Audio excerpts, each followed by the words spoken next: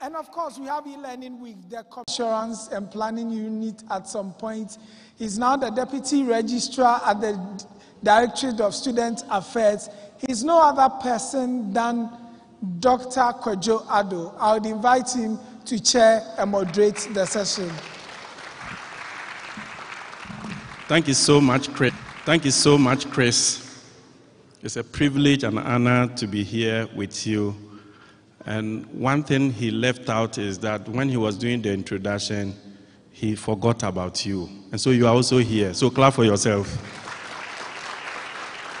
Thank you so much. In spite of your busy classes and everything, you find time to be here. We want to have a very interactive session today. And as we know, as he introduced me, teaching and learning is my passion. In the olden days, we got knowledge through divine intervention. So you see the churches, the priests will talk to God, and then they will get the knowledge, and then they will share. And then along the line, we moved to a stage where people were trained, master teachers. And so based on their craft, then they will share knowledge with us. We moved to a stage where we said, okay, the learner is also important. So don't be a teacher. Don't teach them everything. Facilitate. And we got to that stage. And then distance learning came in, and we said, oh, put the message on a machine, a PC, computer, so that the student or the learner will go there and learn.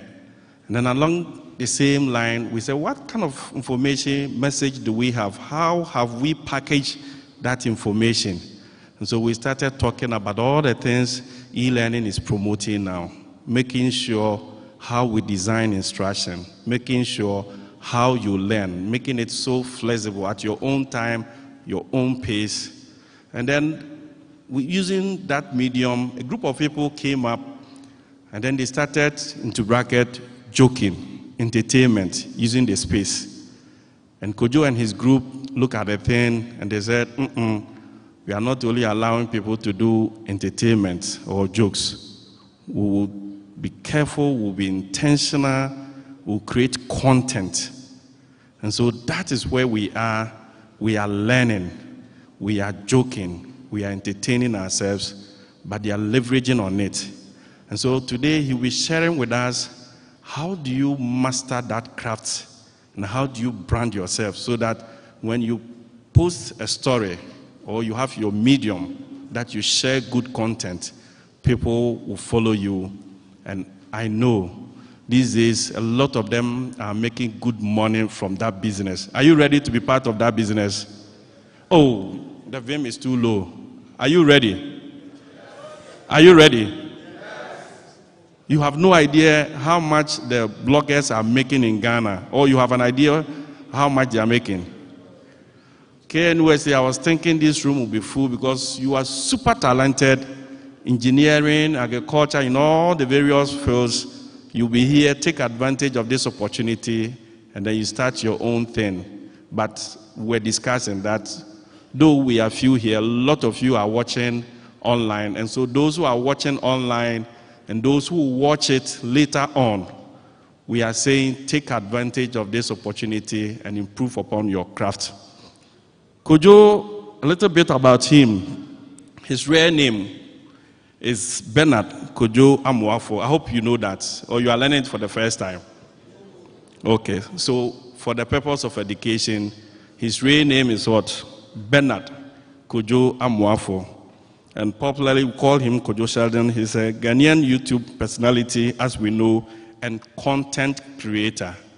Content creator. Everything you see, every discussion, is not just a joke. It didn't come. They have taken their time to plan it. He was featured in the Advanced Media 50 Most Influential Young Ghanaians in 2020 and 2021 for his work in media. In 2013,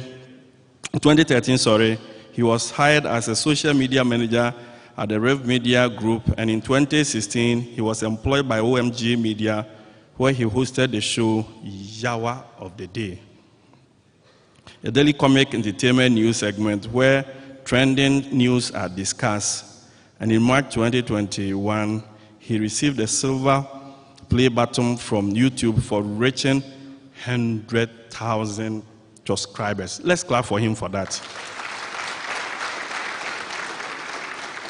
It's not easy. You know, when we start our Facebook thing and we have 5 people, 10 people, 20, and 100, we are rejoicing. So to get 100,000 is big. And in 2022, he won the most YouTuber and blogger award at the Ghana Entertainment Awards USA. Without wasting much time, I want to call my namesake, Kojo, to take us through. Kojo, you are welcome. Thank you so much. Hello guys. Ubiai okay. My name is Kojo Sheldon. How many boys for you did a WhatsApp group inside? Make us see by hands. You boy did a WhatsApp group inside. That is beautiful. Shouts to everyone sitting here. I know you people, you know, you get other things you for do, but you are sitting down here. You are coming to listen to Kojo Sheldon, and we are going to have a beautiful conversation. Now, in sessions like this, I try to make it as interactive as possible. So I do the introduction, then we transition into the Q&A, where you get to ask me specific questions, then I throw light on it. So that is what we are going to do here. So yes, clap for yourself for, you know, making it here. Yes. And also, thanks to the e-learning center for bringing me. Now, when I came, they took me to the center to go look at what they have been doing there. And I got to know that they've built a series of studios for students to come and, you know, create content, podcast, you know, e-learning, like, a lot of things they there. Where do I people they tell me, say, I can't buy camera, I can't do this. Like, they have rooms that you can go create content, whether it is podcast, it's the banter run that you watch on our platform or what. So I would like to, you know, commend them for doing something like this. This is something students be part of, you understand? You know the digital new media age that we do inside. So some things like this, if you not just turn a blind eye on it, go out there, explore the spaces, try to use. They bought the equipment because of you people. I don't think Prof wants to do a podcast or anything. It's because of students like you. So go out there, explore the spaces, create something. Not everyone can be a Kojo Sheldon, but there are a lot of spaces you can explore in the new media space. And so I'll commend the e-learning center for putting this thing together. And so yes, your Prof is here. Now, my name is Kojo Sheldon. The head is big for a reason. I'm the co-founder and creative lead of Kojo Sheldon Studios. and we are responsible for the creation of new media content, which is primarily distributed across new media platforms like YouTube, Facebook, Instagram, Twitter, TikTok, and all the other new media platforms that you follow. Now, I'm sure some of you have seen our content. If you are sitting in this auditorium, you have one way or the other seen our content in your newsfeed.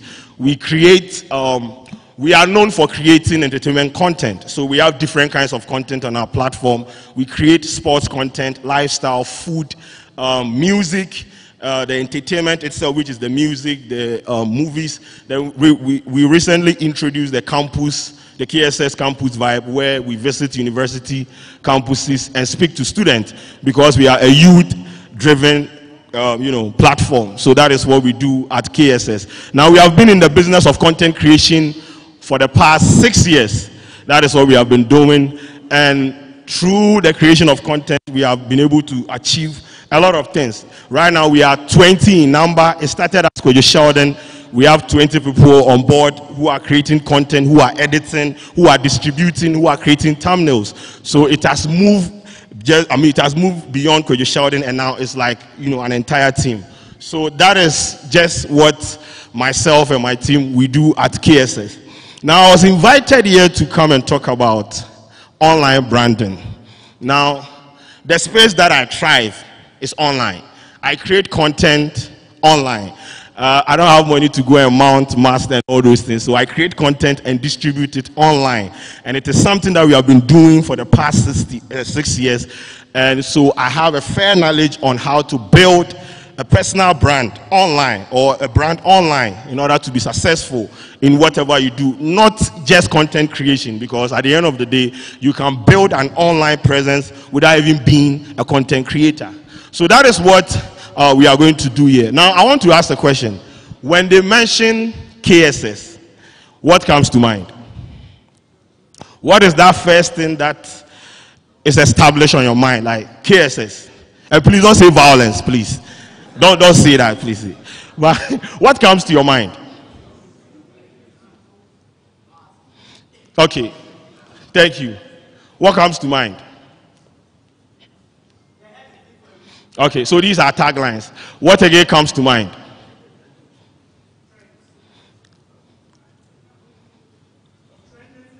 Okay, so trending topics, right? But the basic underlying factor, the basic principle that Kojo Sheldon Studio is built on is creating entertainment content that people want. So when you come to our platform, we are known as the platform that creates entertaining content. And that is what you see. You don't come to our platform and see politicians sitting down there discussing monetary policies or whatnot. We create entertaining content ranging from sports, lifestyle, food, music. And we bundle them up and we put it on our platform. So we are known for creating what? Entertainment content. And that is our brand identity. And that is the online brand that we have built for ourselves. So when they mention Kojo Sheldon Studios, they say, okay, I'm going to Kojo Sheldon Studios to go and consume entertainment content. And when you come, it's not like we are giving you just one specific entertainment content. We are giving you different kinds of content in order not to just be monotonous in the newsfeed, right? So we give you, if you don't like Hour of the Day, there's Pro. If you don't like Pro, there's the Breakdown. If you don't like the Breakdown, there's Show of the Day. If you don't like Show of the Day, there is Campus Vibes. So by the end of the day, the underlying factor, the underlying premise on which KSS was built is to provide quality premium entertainment content. And that is what we have invested resources into doing. So when you come to our platform, we give you the entertainment content.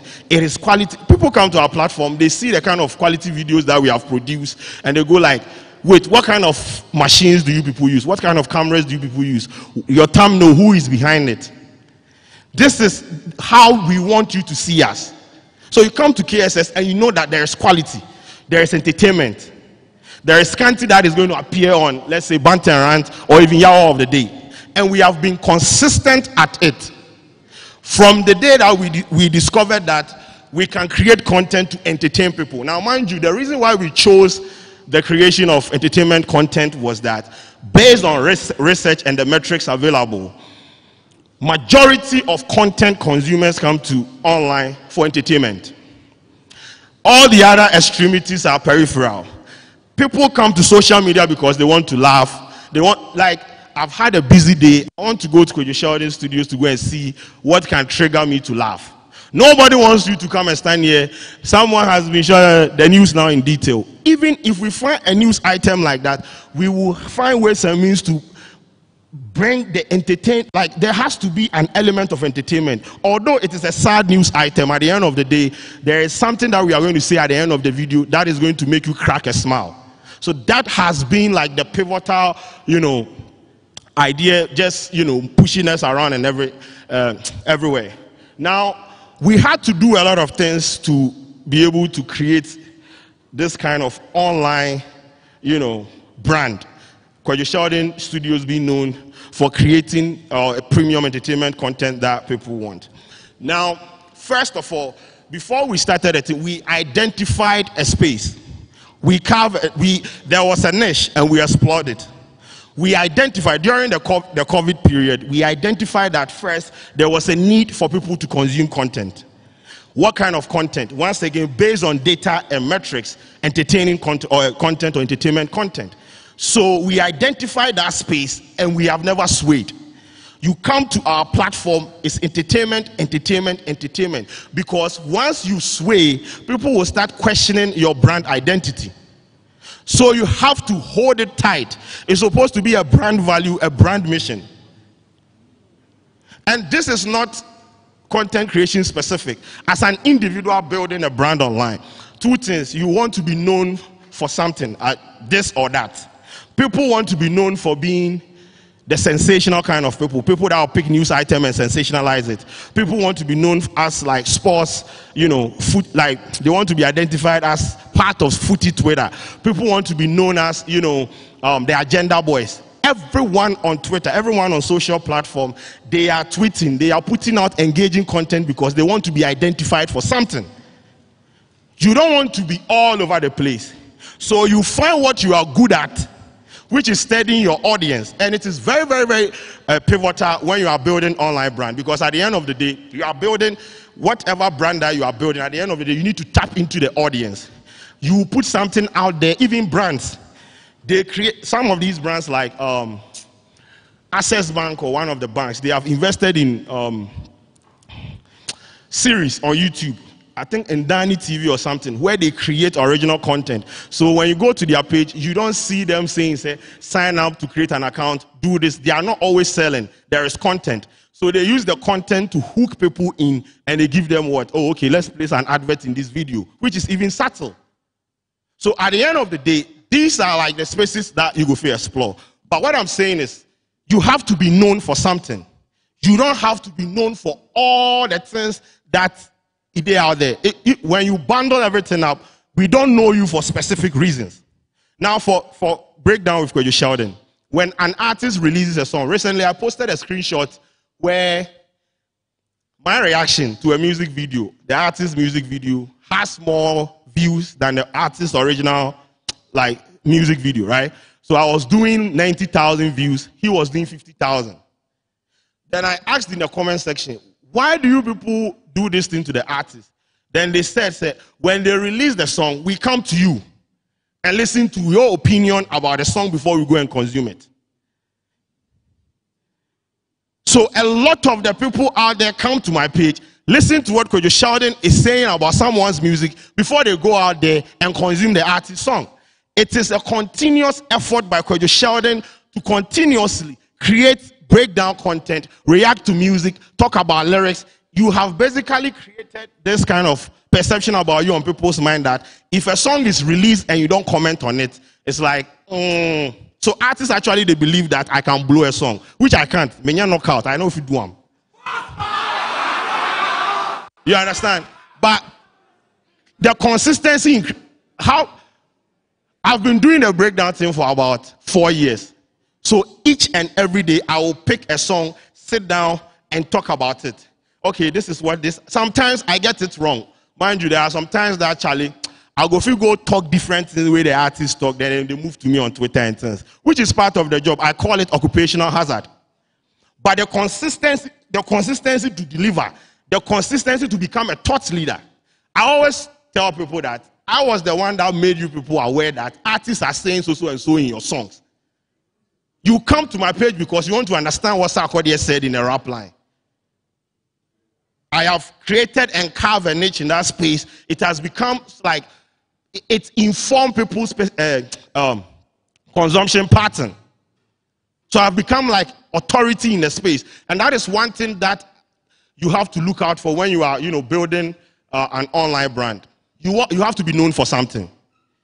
I'm not saying to be known for someone that leaked their, but no, don't do that. That one we are not doing. I know negativity sells, but positivity also they sell. But you have to be known for something. You have to be a thought leader. If you are an influencer, which spaces are you influencing? It's about agri, economics, pop culture. Olele, look at what Olele has been able to do.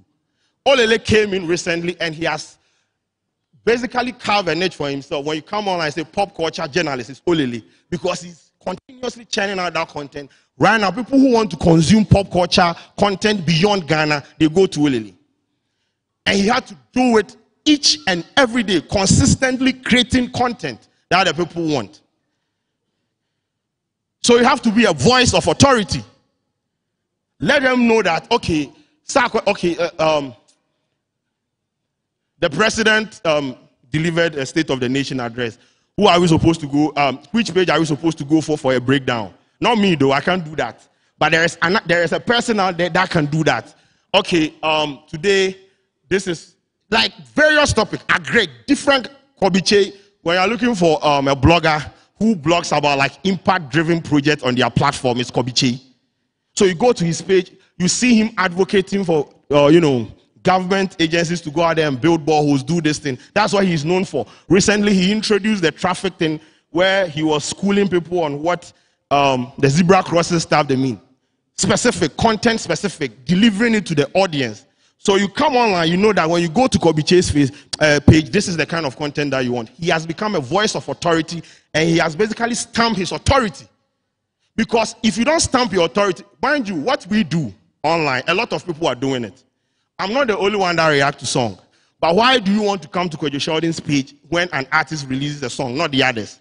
Because I give you value proposition, which is the entertainment. So you will come to me. And when I say that, okay, this is what this line means in this song, this is what it means. You understand? So I have basically created a voice of authority. And people trust that voice. You don't have to create it alone. You have to let the people trust your voice. Recently, I was interviewed on BBC, right? And it was about monetization issues with regards to Facebook. Then they asked me about what I want the government to do. Mind you, other countries like Kenya and Nigeria, they've had their government reps engage with the platform owners to open up monetization for them. In return for that, they tax them, right? So I was arguing about taxation. Content creators, they have seen that the economy is buoyant, it's booming. So they are always taxing us. So I was basically arguing, say, it is not that open. It is not buoyant enough yet. So make them invest. Make them talk to some of these platform owners so that they'll open it up for all of us to create. And when there are like a lot of people creating, the tax bracket is, or the tax, how do they call it? The tax bracket is open or is widened for you to collect your tax. So they asked me, what do you want the government to do? My answer was simple. I want the government to talk to the Facebook people. Let them come out here and open up monetization for us on Facebook and on Facebook Reels. Then I think some few months later, we saw a press release from the Information Ministry saying, they have actually done it. Then I posted a video and saying, don't ever sit anywhere and tell me I've not done anything for you. That was me using my voice on an international platform. And that is a voice of reasoning. That is a voice for the people. Because me, I am paid by YouTube. I don't care about the Facebook and things. But a lot of people are creating content. And when you put it on Facebook, you don't monetize it. So at the end of the day, you need to make something out of it. People invest in equipment. People invest in a lot of things. So that is what happened. A voice of reasoning, a voice of authority. You speak and it carries weight. And before you can get to that level, you have to continuously do this thing. Establish that voice that, okay, who are we supposed to go to? This guy. That is your online presence. That is your online brand identity. And that is the online brand that you have built. And it's not just waking up one day. No, it's not just a one-day job. You have, bro, a lot of years. You have to be tactful. You have to be dedicated. You have to be consistent. And the consistency part is very, very important to me. Because you can't just be doing the whole thing haphazardly today. It's like there is no direction. If you want to sell this podium to the audience every day, make sure the podium, there are ways and means that you come up with and sell it to the audience and be consistent at it. You will make the sale for it. Even if the first sale, they don't do them, the next one, people go buy them. So that is one thing that has, helped me in that space. And also, keep your voice, image, and tone consistent. As I said, you are supposed to be very consistent. Bro, you can't be that guy. Today you are saying this. Tomorrow you are saying that. Like, what happened in UK, right? I swore online that I was not going to talk to Shatta Wale, right? Then I met that guy in UK, and I was going to greet him. It's like, Sheldon, where do you stand? You have to be consistent with your... If we say it is A, let it be A. You understand?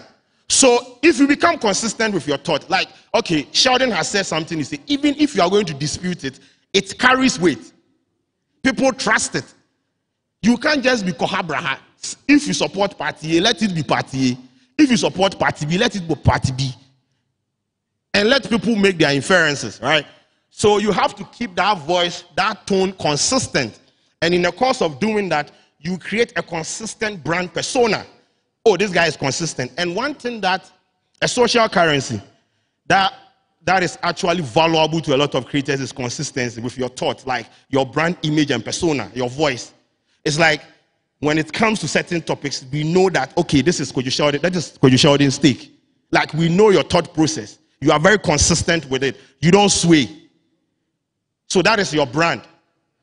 Now, other stuff that you can, integrate in the course of doing that is, collaboration and using data, metrics. You have to make data-driven decisions. Now, a lot of platforms, if you are trying to build your presence on any of the online platforms, there is a back end of information, which is data. Now, data is expensive. Data carries a lot of weight. There are a lot of creators that I meet and I go like, bro, have you opened your YouTube metrics this month? They say, nah, bro, I don't understand what impressions are. I don't know where people are consuming my content from. I don't know the country. You don't know anything. So then how can you make an informed decision based on the content that you want to put out?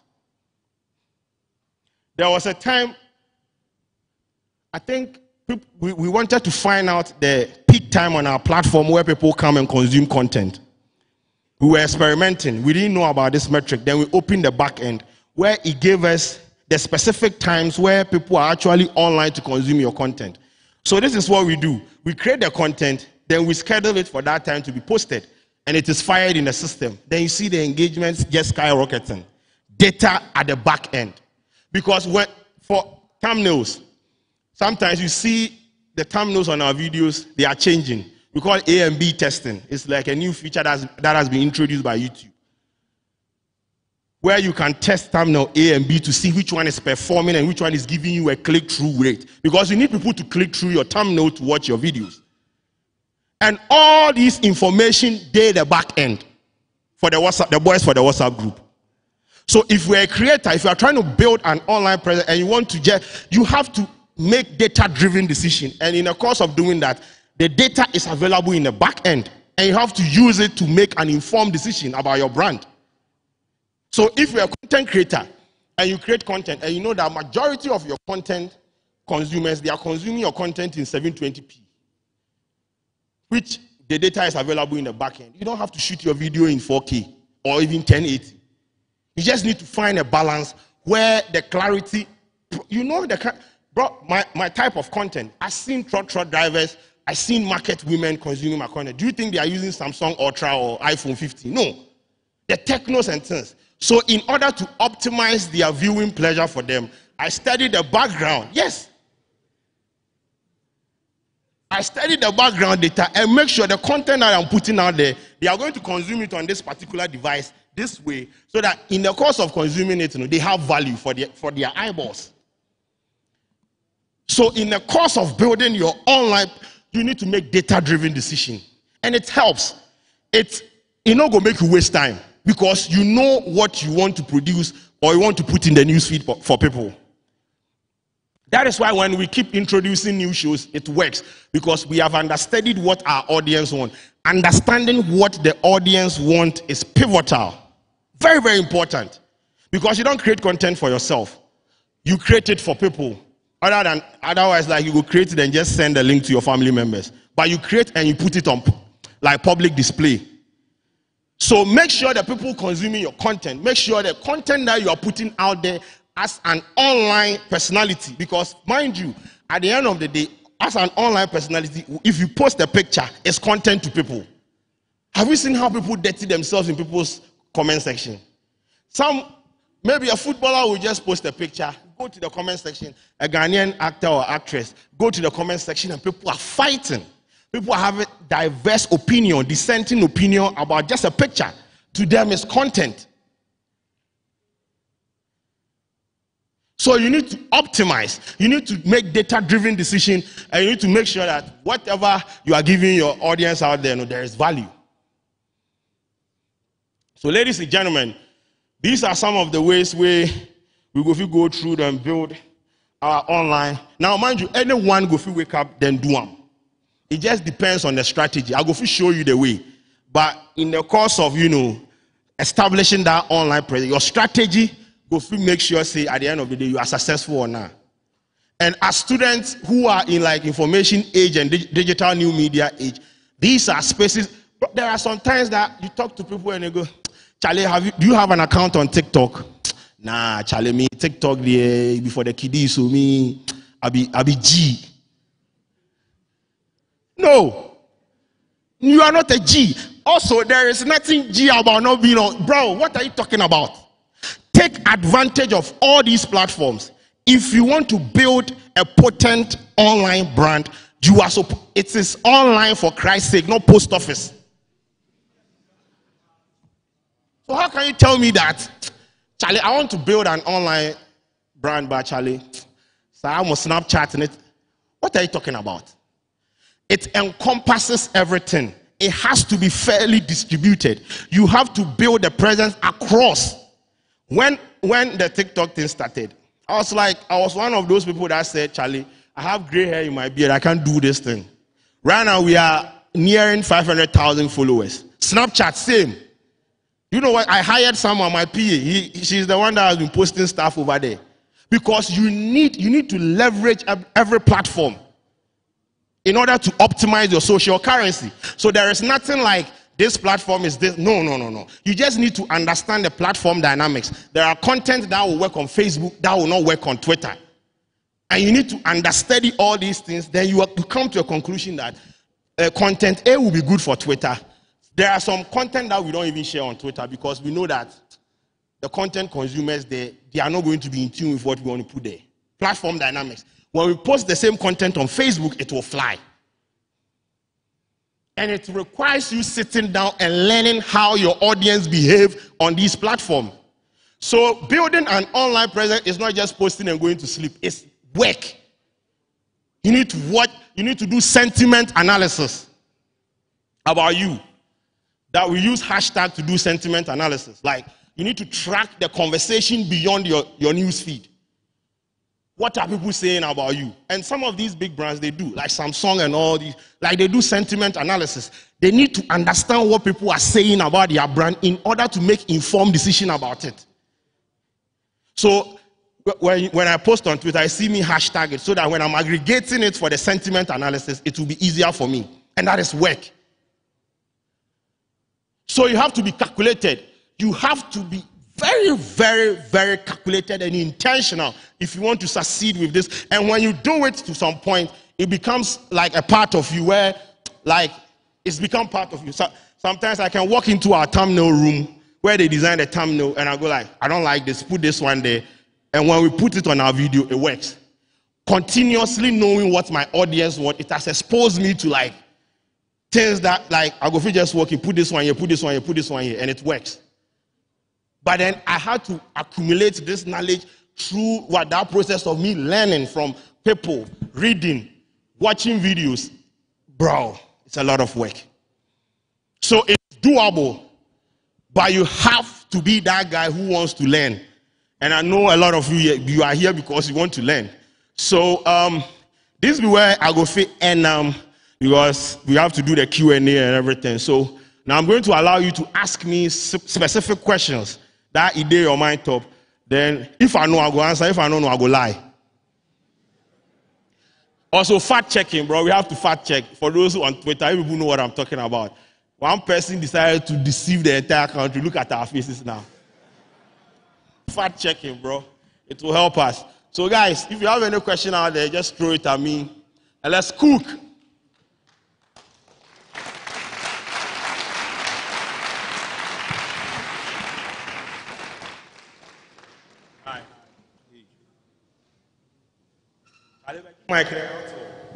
Oh, guy,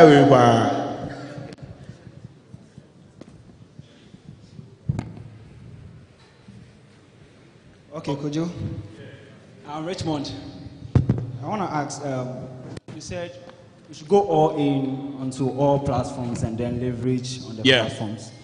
What I want to ask is that I'm an individual, only me. So tackling all these media platforms, how do I post relevant content and all of them so that my audience will see value in what I'm doing? Yeah. How do I go about all that? So this is where you leverage on AI. This is, right now, some of our thumbnails, we pass it through the AI process where it takes just 1 minute to just create a compelling, thumbnail. For the 1 minute videos that you see on our platform, because of the volume of work, if you are going to create content for every platform, it's a lot of work, you understand? So there is this app called Opus Clip where you put in your video and it cuts the 1 minute for you within like 10 minutes. I don't have to involve my video guy. Because of the volume of the work I have brought, you need to leverage on some of these platforms. We have the AIs, like if you want to create a thumbnail, you put it inside, even caption, description. Everything has been made possible by tech. Like you go just day anywhere and just create volume of content using some of these platforms. So it might look, because you're an individual, it might look like a lot to you. But once again, there has to be a structure. And also there are, for platforms like Twitter, Instagram, there are inbuilt scheduling buttons, right? So if you have and you need to have like a content calendar. That is one thing a lot of people don't have. You need to have a content calendar. So if you know that Wednesday you are going to post this video and you have the video ready, you don't even have to wait till that Wednesday that you are going to post the video. You can use a third-party app or the inbuilt feature that will actually allow you to set up your video to be posted on that day. And if you have trained your audience to actually come to your platform to consume it on Wednesday, every Wednesday you are consistent at it, mind you, that day, on that Wednesday, their notifications are on, they'll receive it. So you need to explore some of these platforms. Leverage, there are like beautiful features. On Instagram right now, there's an AI-powered features for captions and everything, which you don't have to waste your time to go and type. No. Utilize them, make mistakes, delete the video, post again. The next time when you are posting it, you don't make that mistake. So leverage on third-party apps, explore the apps that you use. See, when you understand YouTube, it's crazy, like the back end. It's like a brain of Einstein or something. They feed you with so much information that if you are really, really into the content creation, you will enjoy it. So for however voluminous the thing will look to you, you need to have a plan, which is the content calendar. You need to create consistently and use some of these third-party apps to help you distribute the content consistently. And once it is done like that, it's like it becomes a routine something for you. Once something is routine, you don't feel like, brofunas, but you understand what I'm talking about.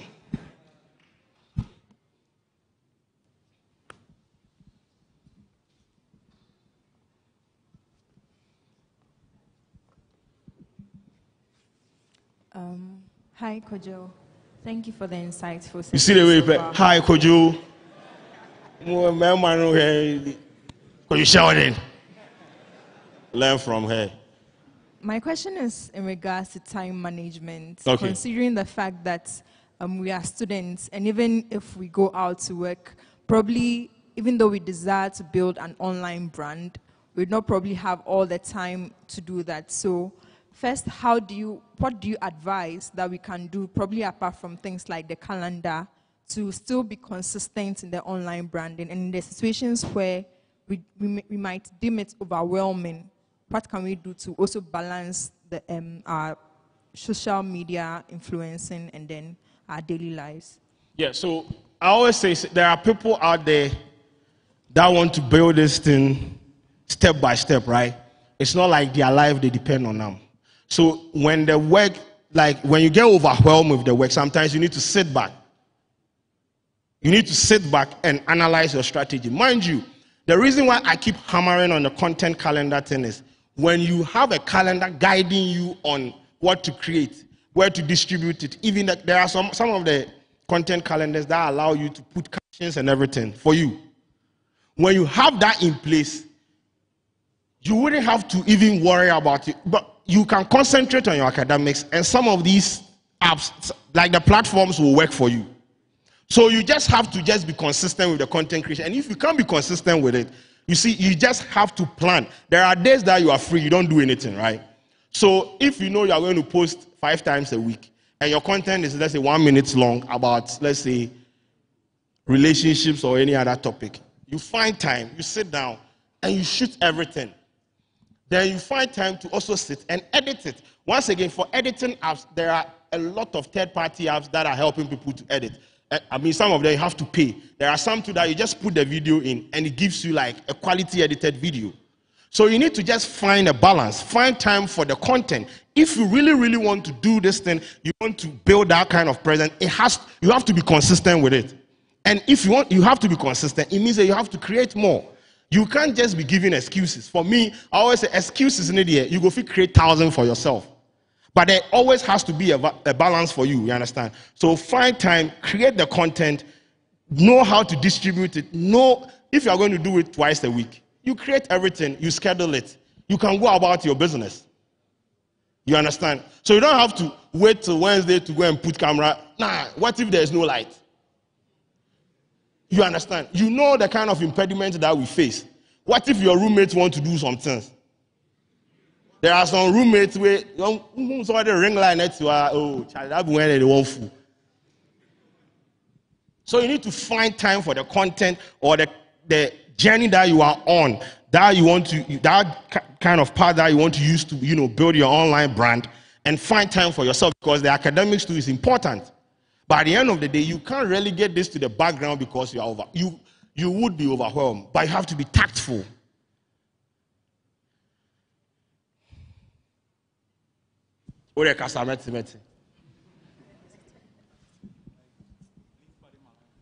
Hey, Jaroff.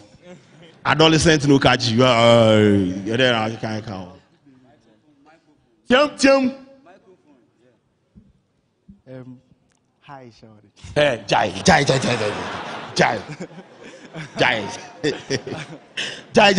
the other count. What's also, Charlie? What I'm afraid of right now currently is challenges. But prominent people will be on this podium and will be like, in this life, what you don't have to be afraid of is challenges, or else you will make it in life and all that. So the thing is, currently you are talking about only the positive sides of this whole content creation. We've not heard of anything like negative, like you are facing challenges in your YouTubing, and that's the first question. And the second question is, the content creation, is it a talent that God will give it to you, or because looking at things right now, I feel like I don't want to loud it, but then I feel like things are not really going on well for me. So I want to branch to the content creation side. Then, the same person too, I'm afraid of challenges. Okay. So if any challenge, small challenge hits me, I may be down. Okay. And then The first motive is down, content creation down. Okay. My life is miserable. No, your life is not miserable, Charlie. Don't say that. But you see, I understand. The reason why most of the times I try to hammer on the positives is that the positives always outweigh the negatives. See, bro, a lot of you have seen my journey from Twitter to Instagram to Facebook. If I want to tell you the things that I've been through as a creator, you go. There was a time my YouTube account was taken down.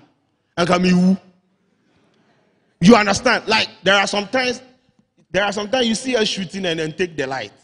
Then me, the scanty day, the room just they rant. See, if I want to talk, there was a time then doing so, I vex where I go buy a generator.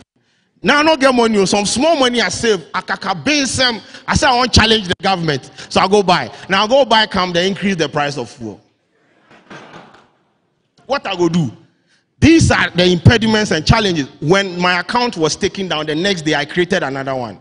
Because it is a career path for me. That is what I want to do. And at that point, it has moved beyond just Kojo Sheldon. I had a lot of people working with me. If I fall, they are falling. So we can't fail, bro. So I don't like how... See, we go first sit here and create 100 scenarios where you don't have to create content say, from this side of the world. You know how much we make from YouTube as compared to other creators in other countries? Poetry sum.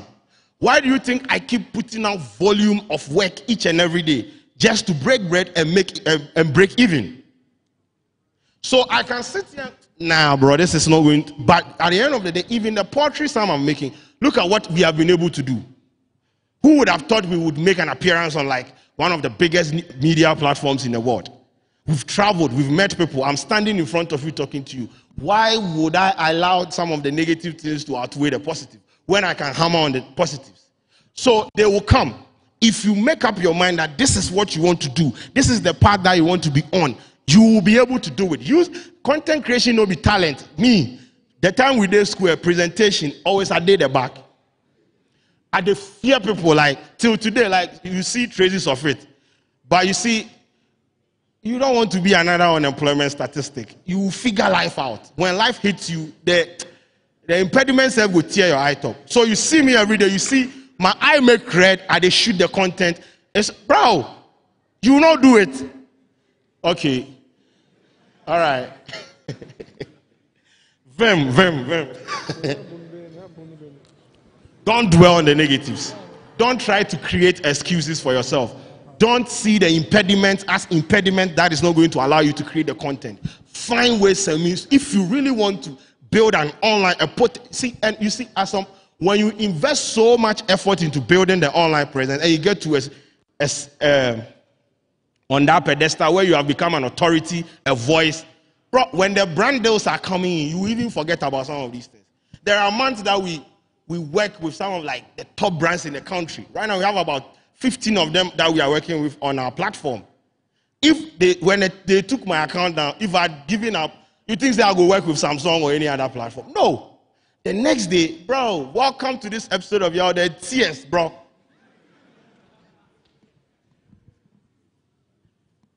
Yeah, so, but if you want to give up to her, it's okay, give up. Okay, thank you. My name is Brown Pope, and Charlie, like is it allowed? The corn rule.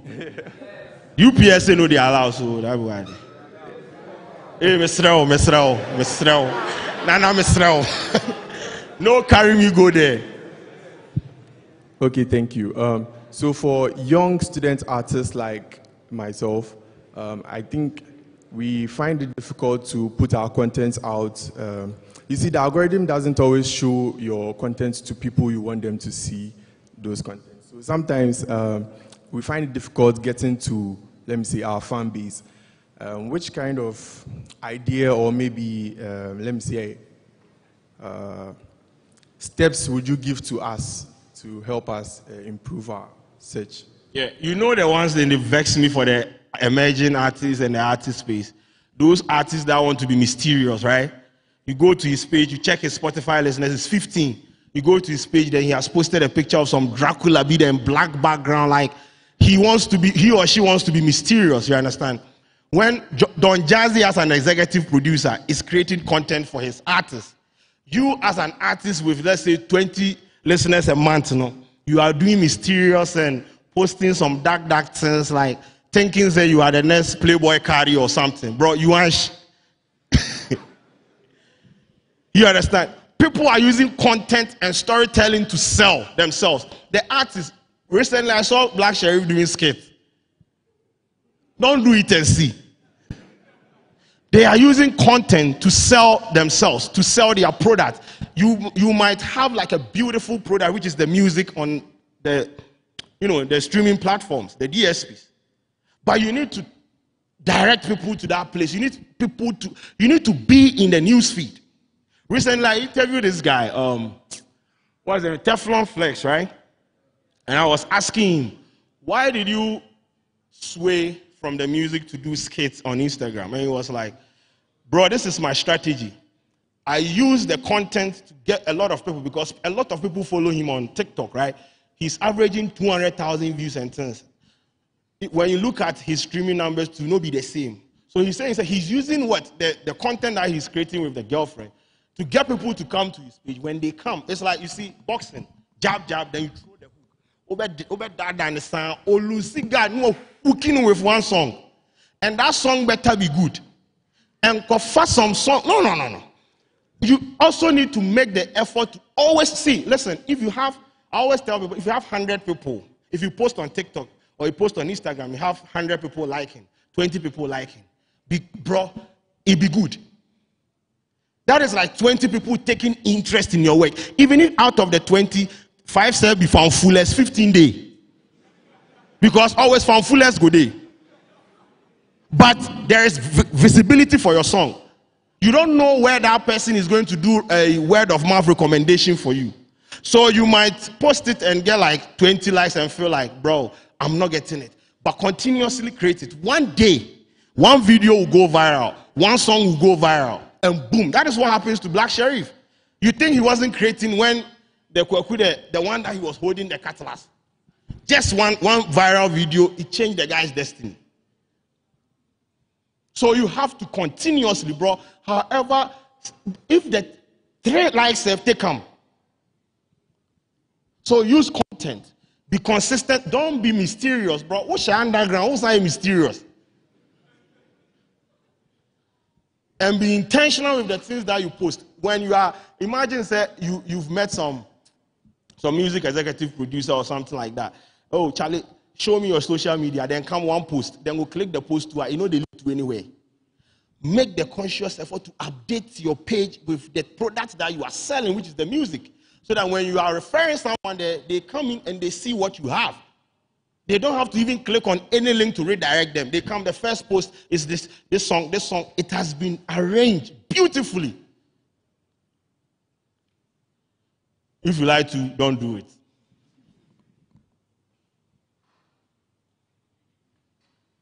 Okay,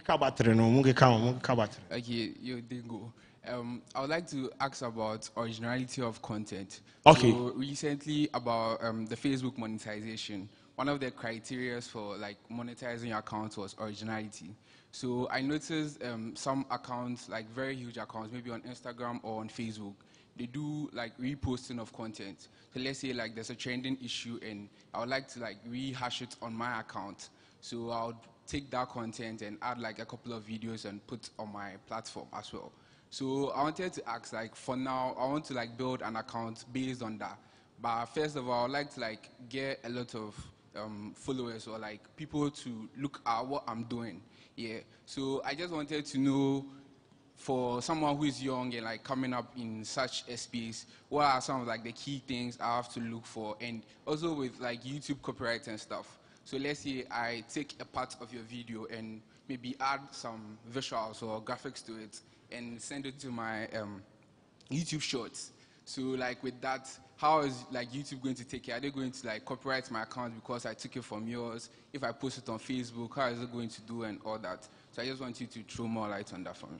All right, so one of the things you have to do in the course of building a strong online brand is the originality of your content or whatever you put out there. Now you said that for Facebook, right? You just pick viral videos and repost them on your page. you picked the video and added zero value to it, right? And you posted it on your Facebook. That is not your content. Even if you write thesis explaining why it is not your content, it is not your content. Do you know what you go to do? That same viral video, you can react to it. And when you react to it, your image is in the video, you have added value to it. And in copyright stuff, they call something fair use.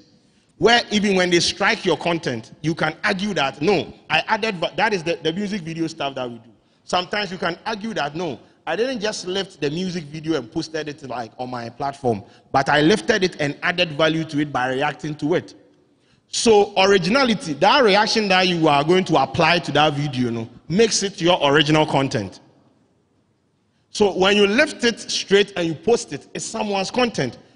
Two things. Either if the person is benevolent enough, they will share revenue with you.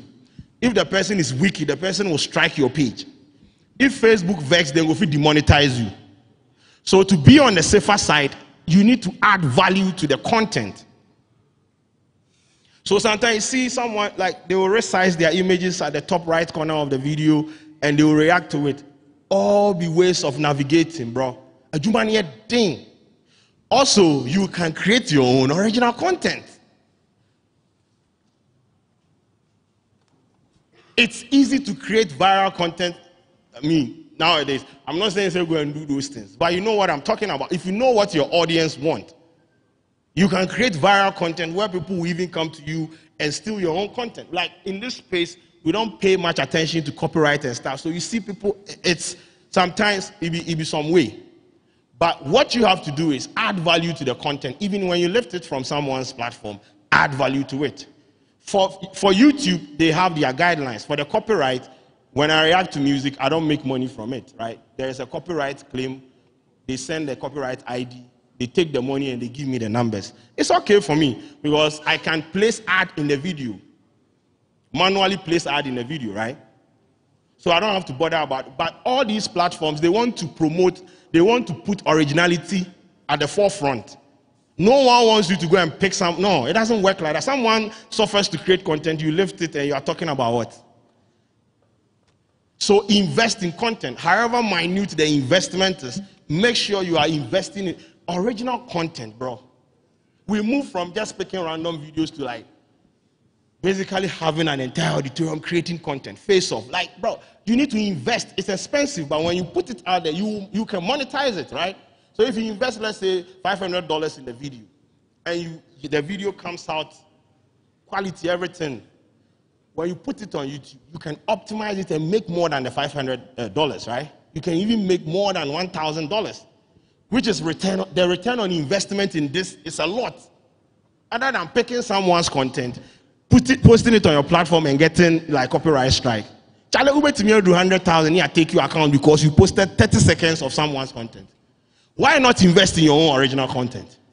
Invest in original content. It will decipher you from the rest. Okay. Okay, yeah. Please, yes, it. So, Coach Sheldon, I want to ask this. It's based on mental health. I know that the work Look that you are doing. See mental health. The work that you are doing, I know for you, your comment section, people will be throwing subliminals and other negativity to you and stuff. I want to know the mechanism or how do you deal with it? And my second question is... You say one, everybody one. Why? Why? Don't do that. So the second one is that you see, for our society, for instance, we are not actually not more informed about this content creation and stuff. And for example, I'm a student, and my parent might not fully understand the content creation thing, for instance. So maybe I'll start doing the content creation, and then they will hear, I'm doing this and that, and then they will come to me, I sent you to school to do this and that. So relating all these kind of things, how then will you help me to deal with these things? So the first one is mental health, right? It comes with the work. I always say the negativity you see in your comment section is sometimes it's like part of the job, occupational hazard, right? Now, once you create content and you put it in the public domain, it is subjected to criticism, sometimes ridicule. It is open to everyone to consume, and people would have dissenting opinion about your work. Sometimes it be very scathing, like Why am I talking about chair and this guy is insulting my parents?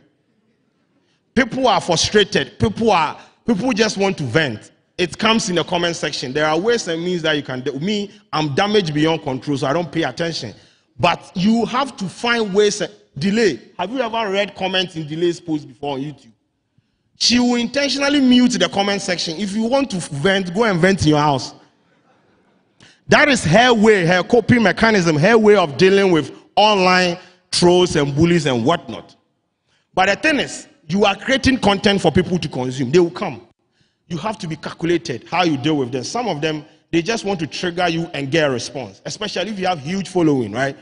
They are happy that Kojo Sheldon replied them. They will screenshot it. Now, when the blogs are rehashing it, it is Kojo Sheldon beefs a Twitter influencer. Your name is in the caption or the headline. The influencer's name is not there. Who is having his reputation dented? You. So you have to find ways. Sometimes ignore, bro. There are some comments that, there are some people that come to my comment section. They comment on light, sound, color grading. Say, these people, there are some people too, they'll come and give you fun. There are some comments, even if they are insulting you, it's like, you know, their level some. Boys will always be boys and girls will always be boys. Sorry. Hey, girls will not be boys. Hey. So what I'm saying is find ways, and if you don't have to be afraid of putting your content out there. Be bold and put the content out there. Let people have dissenting opinion about your work. Learn from it. Pick the ones that would help you better your work and move. You can't keep fighting people. You will lose. If you are supposed to talk to people, Charlie, mental health is something that we don't talk about enough in this country. And a lot of the creatives, bro, they are mentally damaged and they are walking around. You hear them, bro, they're gone. So talk to people, talk to us. Like, bro, find ways and means to balance the whole thing in order not to be affected by what people say. The other question was, parents. You see, when we started, myself, we had to do a lot of work to deconstruct people's mindset about content creation, right? Because you can't walk into your parents' house and tell them, I want to be a content creator. Bro, the 4 years in the university, you want to do, hi guys. You understand. But right now, look around. Look at the creator economy. Look at the people that they are highlighting on. Look at the people putting Ghana on the map. Exactly. So it is like procedural, right? We have to do more to get. Recently, I saw a content creation course in my newsfeed, right? 4 years in the university, you are studying content creation. It's happening. We will get there. Where when you walk to your parents and you tell them, I want to be a content creator, they go, hey, you have my blessings. It has been a career path for me. I'm not going to say I've been successful at it because I want to achieve a lot. But use me as a point of reference. Your parents, the traditional, typical African parent has every right to ask you why you want to do hi, guys. Imagine doing medicine. You understand the dynamics, right? And when they question you, it is in their right. It is your duty to deconstruct them. Let them understand. If you want to do this part-time basis, do it. I've seen dentists creating content. I've seen doctors. Don't create the content and see.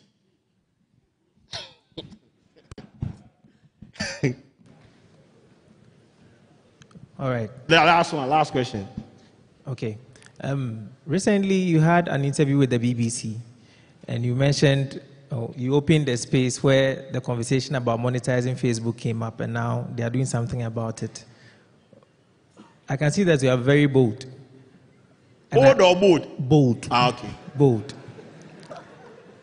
Where do you draw that inspiration from, where you can actually comment on issues where it can hit the authorities? Because you mentioned that even before you came to Ghana, you had communication from your people that they are coming for you. How do you navigate through that kind of space? How do you do that? I created that voice by becoming a thought leader, right? So when I get the platform, I use my voice for something. There are some times that, bro, I get it, the entertainment and everything, but you have to be known for something. And you have to create a voice of authority where when you speak, there is weight. You don't just want to be that guy, nobody they take you seriously. Bro, there are sometimes I can, with just one tweet, that's how I call you a freestyle. I ask one question. What is Philippines and that the whole Twitter turn upside down? That is weight, that is authority. You are so powerful that you speak and people listen. They pay attention to you because of the value you provide. So it'd be very simple. And this thing, it comes with the way you become consistent with your thoughts and everything. You have to be bold. You don't want to be just any other content creator. There has to be a reason why someone should follow you, although there are a lot of people reacting to songs, right? What is your value proposition? That is what I offer. And that particular thing that I offer, it sets me apart from the rest. Mapon. Very well. Could you? Thank you. Please, let's do it one more time for him.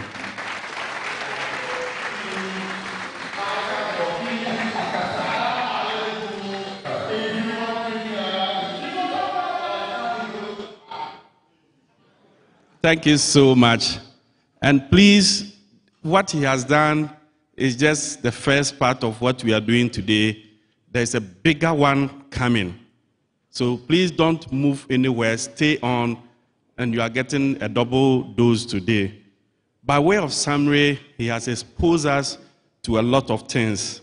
Branding is key. You see, we have two types: personal branding, and then you creating content as a business, as he has become.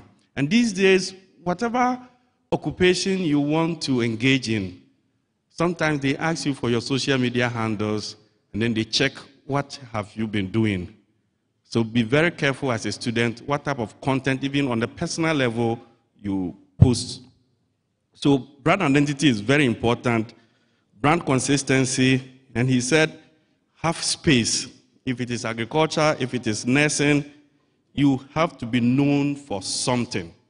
He also said, be a thought leader in your area of specialization and be a voice of authority.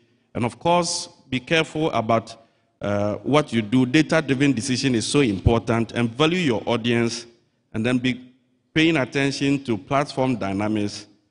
And then lastly, he said, create a niche and be happy with what you do. So these are some of the things I was able to capture. The second part is so exciting.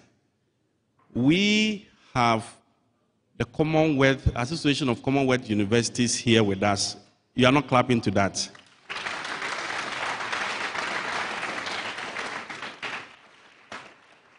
And if we say Association of Commonwealth Universities, we are thinking of over 400 universities in 40 countries and counting.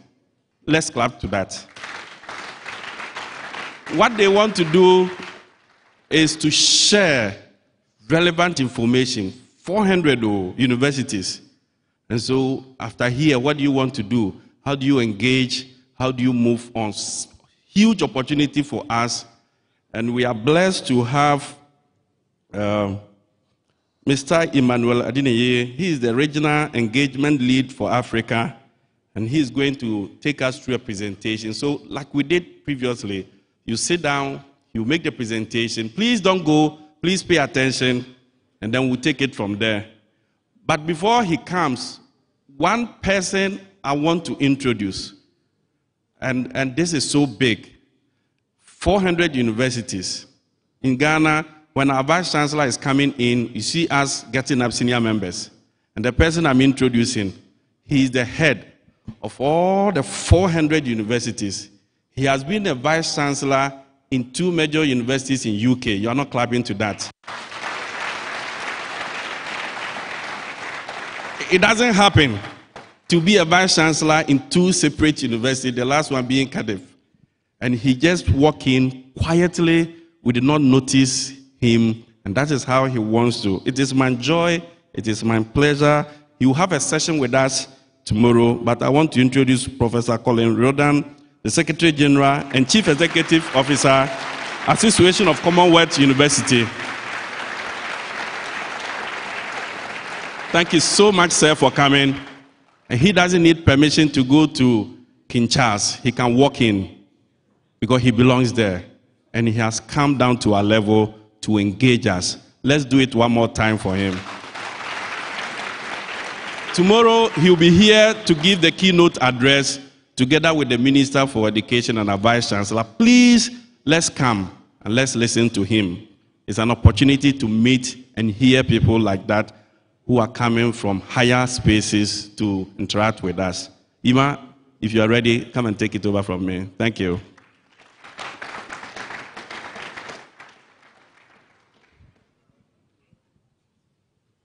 Thank you very much. Welcome to my YouTube channel.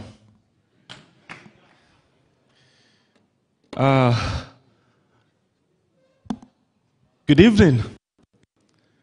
Greatest KNUST students. Oh, that's not a common thing, right? It's not common here, right? So what do you say in Ghana when you want to hail students? Tell me. Say again? Woti. Woti. That doesn't sound like something good. What does Woti mean, please? Huh? Say again. Let me tell you something.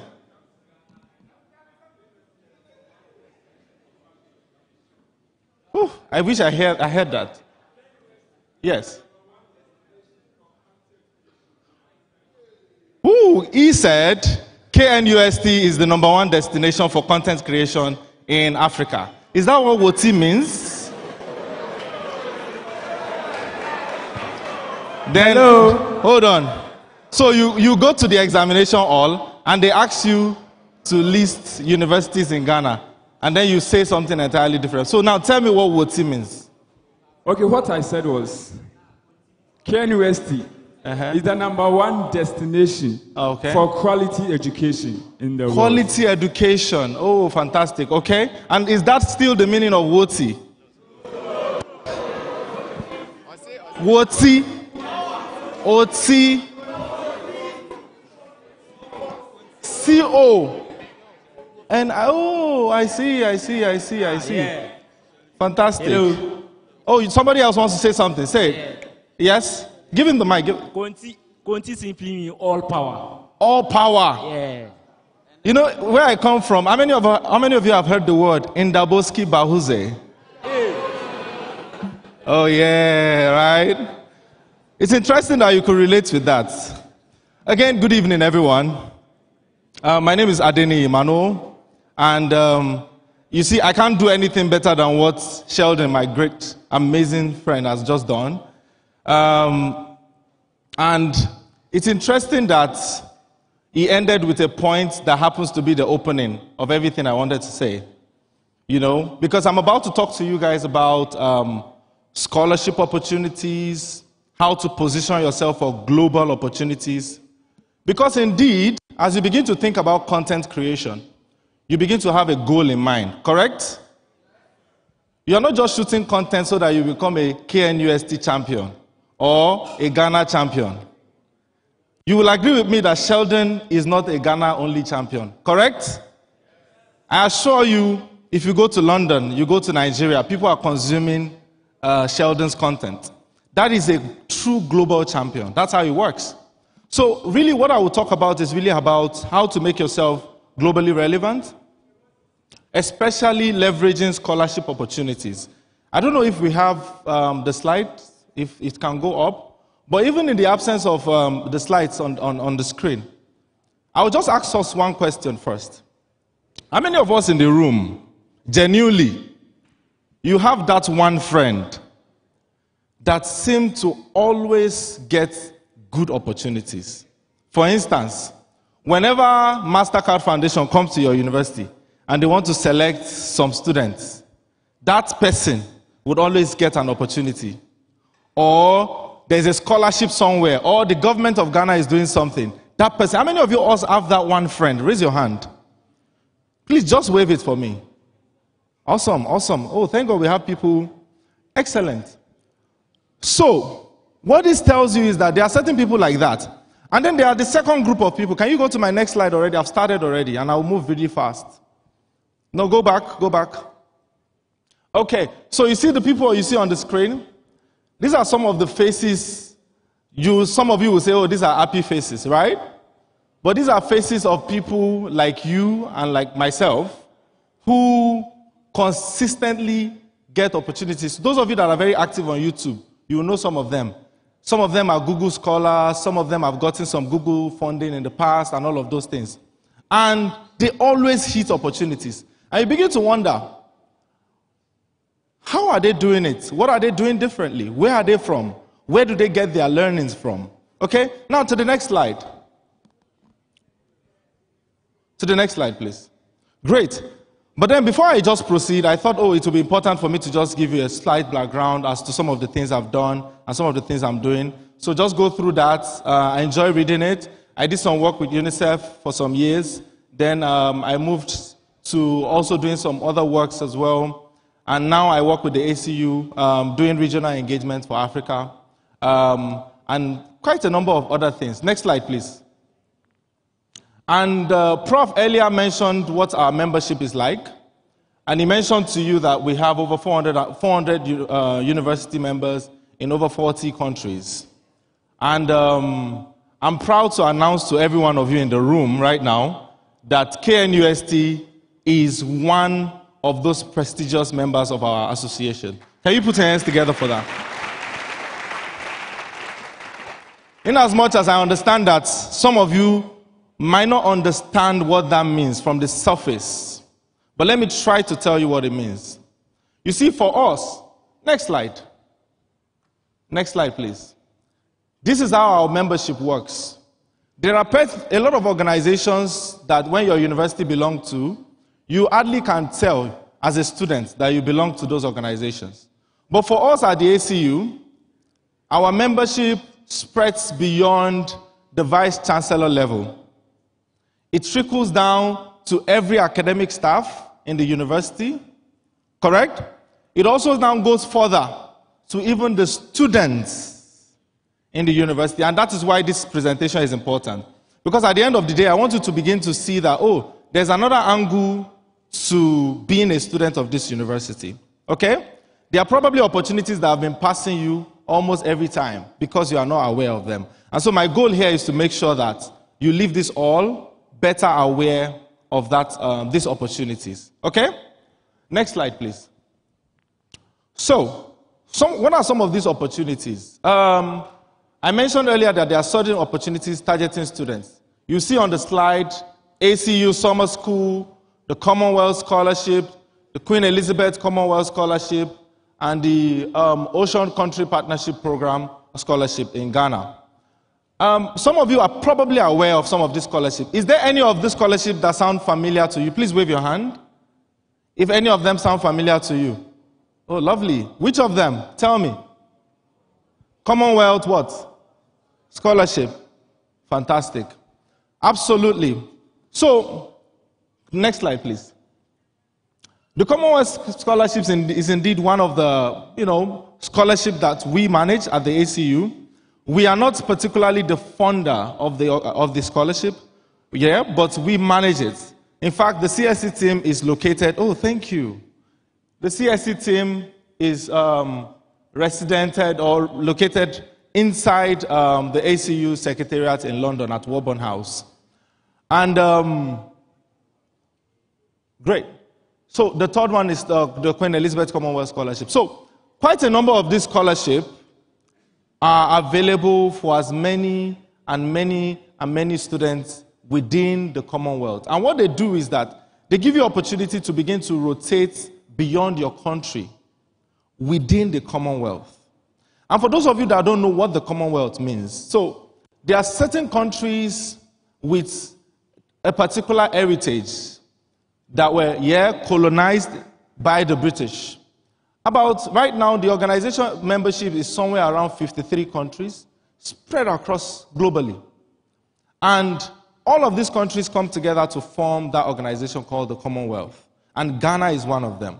So if there is an association of Commonwealth universities, it means that all of these universities belong to, in a country of that association, they belong to the Association of Commonwealth Universities. Do you understand? Lovely. So, I'll start with the first one. Uh-oh. It's not moving. Okay. It's really moving faster than I'm pushing it. All right. So the first one is the Queen Elizabeth Commonwealth Scholarship, and that's the one I will start with. And it's really for 2 years. You get to travel to one of the Commonwealth countries from your own home countries to do a master's program for 2 years as a student. Okay? Mostly masters. In fact, entirely masters. And what this master's degree does is, the difference between this and many other scholarship programs is that it is deeply rooted in the distribution or the identity of the Commonwealth. While a lot of people would prefer to go to England, a lot of people would prefer to go to Canada for their master's degree. We have also seen scholars who have shown interest in studying in African universities from the middle-income countries. I think we have somebody in the room that is a Commonwealth scholar, a Queen Elizabeth Commonwealth scholar in the room right now. Well, Sylvia. Oh, can you stand so that people will see you? All right. Fantastic. I know I saw her on LinkedIn, and perhaps maybe she'll be willing to tell us briefly about her story. I know you are from Malawi, right? She's a Queen Elizabeth Commonwealth scholar. She's currently a scholar under this scheme. And what it means is that she left Malawi to come and do a master's degree, right? In KNUST. And she's not the only one. There are quite a few other scholars that have benefited from the scholarship. Now, if you look at the screen, you will see some of what the scholarship covers, the opportunities. Just feel free to read them. Most importantly, the things that are covered in the scholarship, you see the tuition fee covered, allowance, stipends, return flights, and all of this. You will find all of this in that particular scheme. And then, how to apply? Because I really intend to move super fast, lightning speed, so that we can get to something really interesting that I really, really want to talk about. Okay? List of countries who can participate. So how to apply? Basically, you need to get to the ACU website and look at it. Just if you have your phone, you could quickly go there right now and look at it. Just check Queen Elizabeth Commonwealth Scholarship, and you will see some of the countries that are involved in this scholarship. Now, for those of you already in your undergraduate, now is not too late for you to start preparing. I'm sure if you ask Sylvia, she'll probably tell you that our story or our preparation for that scholarship actually started from our undergraduate, from choosing what to study even in our undergraduate year, or at least aligning whatever she's studying with our future goals. Okay? So, yeah, of course, the session opened twice. The first session is November, December. The second is March, April. So it is not too late to start planning for the next session, especially for those of you who are already approaching your final year in your program. And, well, application guideline, as displayed on the screen, be sure that you include all requested documents, pay attention to the requirements, make sure that you meet with the requirements. Because enough of people applying for things that is out of their reach. Okay? They have mentioned in the requirement that you have to have 2-1. But then you have third class, and you feel you can apologize, you can write so well that nobody will pay attention to you. That is exactly how the scholarships work. Once you do not meet the criteria, you are not supposed to, nobody will read your work. Okay? So just pay attention to the criteria. It's really important. I'll just move again very fast. So some of the top tips that have helped people who have succeeded, I'm sure Sylvia will relate to this. And this is not just about the Queen Elizabeth Commonwealth Scholarship. Quite a number of other scholarships. You will realize that it's important for you to always research the course and the university thoroughly. There is nothing you will need to do on your application that will not require you to demonstrate the linkage between your course of study before and of course your story before applying for it. Okay? And so this is an example of some of our scholars and some things they had to say from the last, some of the most recent QECS scholarship that has been out. And that guy came from Canada to study at University of Dar es Salaam. And he had a fantastic time. These are some of the other scholars as well from KNUST, as you see.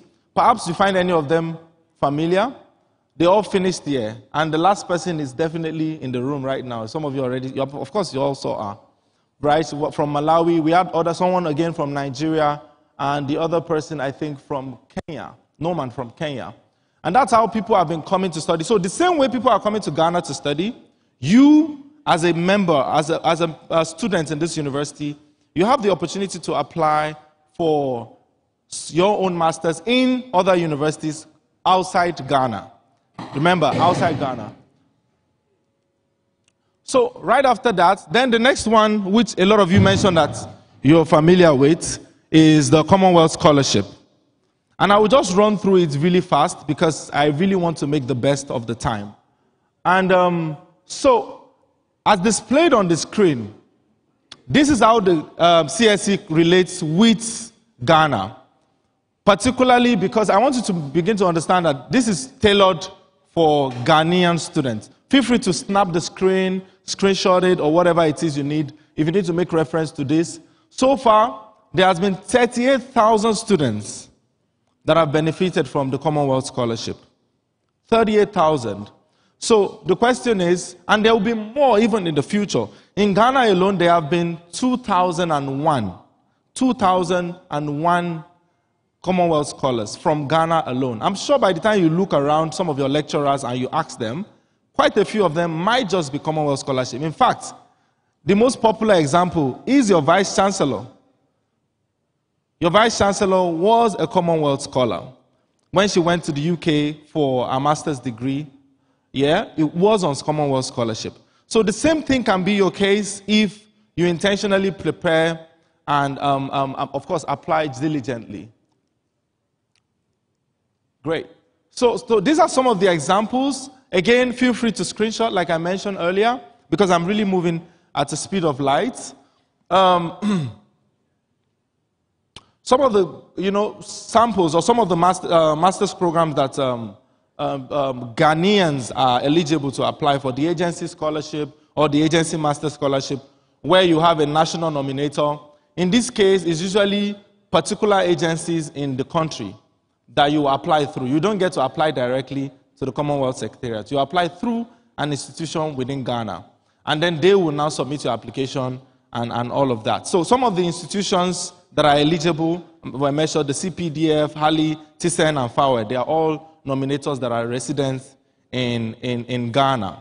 So feel free to screenshot or keep a copy of that to just refer to it later. Then there's this Master Shared Scholarship, one of the most common of the scholarships, where we have Ghanaian students who apply directly. Not just Ghanaian students. Students apply from across the Commonwealth to participate in this. But this time around, they are not applying through a nominating agency. They are applying directly. Okay? They are applying what? Directly to CSC. And it's the same rules. The same rules apply for all of this scholarship. Be able to identify your courses, define your purpose for applying for the course, and all of these things. Then there's the Distance Learning Master Scholarship, which is personally my favorite. So perhaps you are in the hall right now and you're like me. I really, really do not like leaving my home country. I really don't. I prefer to be in my own home country. So, in fact, this still happens to be the ideal scholarship type for me ever. Because what is the format? You participate in the scholarship right from your hometown because it's a distance learning scholarship. And again, it aligns with the entire nomenclature of why we're here, the e-learning conference. So you see, e-learning has gone so far, or it's advanced globally so much that there are actually scholarship opportunities tuned or aligning with e-learning processes. Okay? And this is a really great example. You apply directly through the Commonwealth Scholarship Commission. It's a part-time scholarship, usually a year or two. And it's always advertised on the website whenever it's available. I know it usually runs from June, July. February closes in June, yes. Then there's the split site PhD. as displayed on the screen. And also there's the Professionals Fellowship, where you'll have someone who is already conducting their PhD program. If we have any PhD students in the house, this might just be for you. You've started your PhD program, and you need to go to another university in the UK to complete 1 year. Not that you're abandoning the program you've started, but you are going to the UK. So that's why it's called split sites. You've done some in your home country, but you are doing another session, like a 1 year program in another university in the UK. And so we call it split site. It's usually the professional fellowship. Of course, then the next one. So there are some tips here around preparing for Commonwealth Scholarship, but I think I won't dwell on it a lot, but I really want you to take a moment to read through it. Just look through it. For any of you that isn't really interested in applying for scholarships, I think these tips have helped quite a lot of people, including myself, in accessing some of these opportunities, preparing early and all of these things. So if you're taking a screenshot, I'll leave it there for you for a second. And I'm sure you can see some of the things already mentioned by Sheldon, which I'm actually going to even emphasize in my next slide.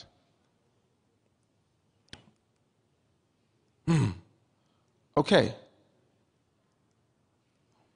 Okay, great. So, I felt that it would be interesting to end this conversation on this note, on a more realistic and bespoke manner. When I say bespoke, I want to speak to you as an African student who genuinely understand the pain of not having access to opportunity. Okay? I genuinely understand what it feels like to wake up in the morning and there's no water supply in your hostel. I genuinely understand the pressure or the fear of finishing from the university and being out for a job and finding none. In fact, I read a news recently that the Association of Private Employers in Ghana came up with a publication and said they are no longer able to employ the number of graduates that are produced in Ghanaian institutions. I'm sure some of you saw it. Prof definitely would have seen it. What does that tell you? It means that the whole conversation around education, if we only look at it from a very small get a job point of view, we are probably going to lose it. And that's why, are you seeing that your university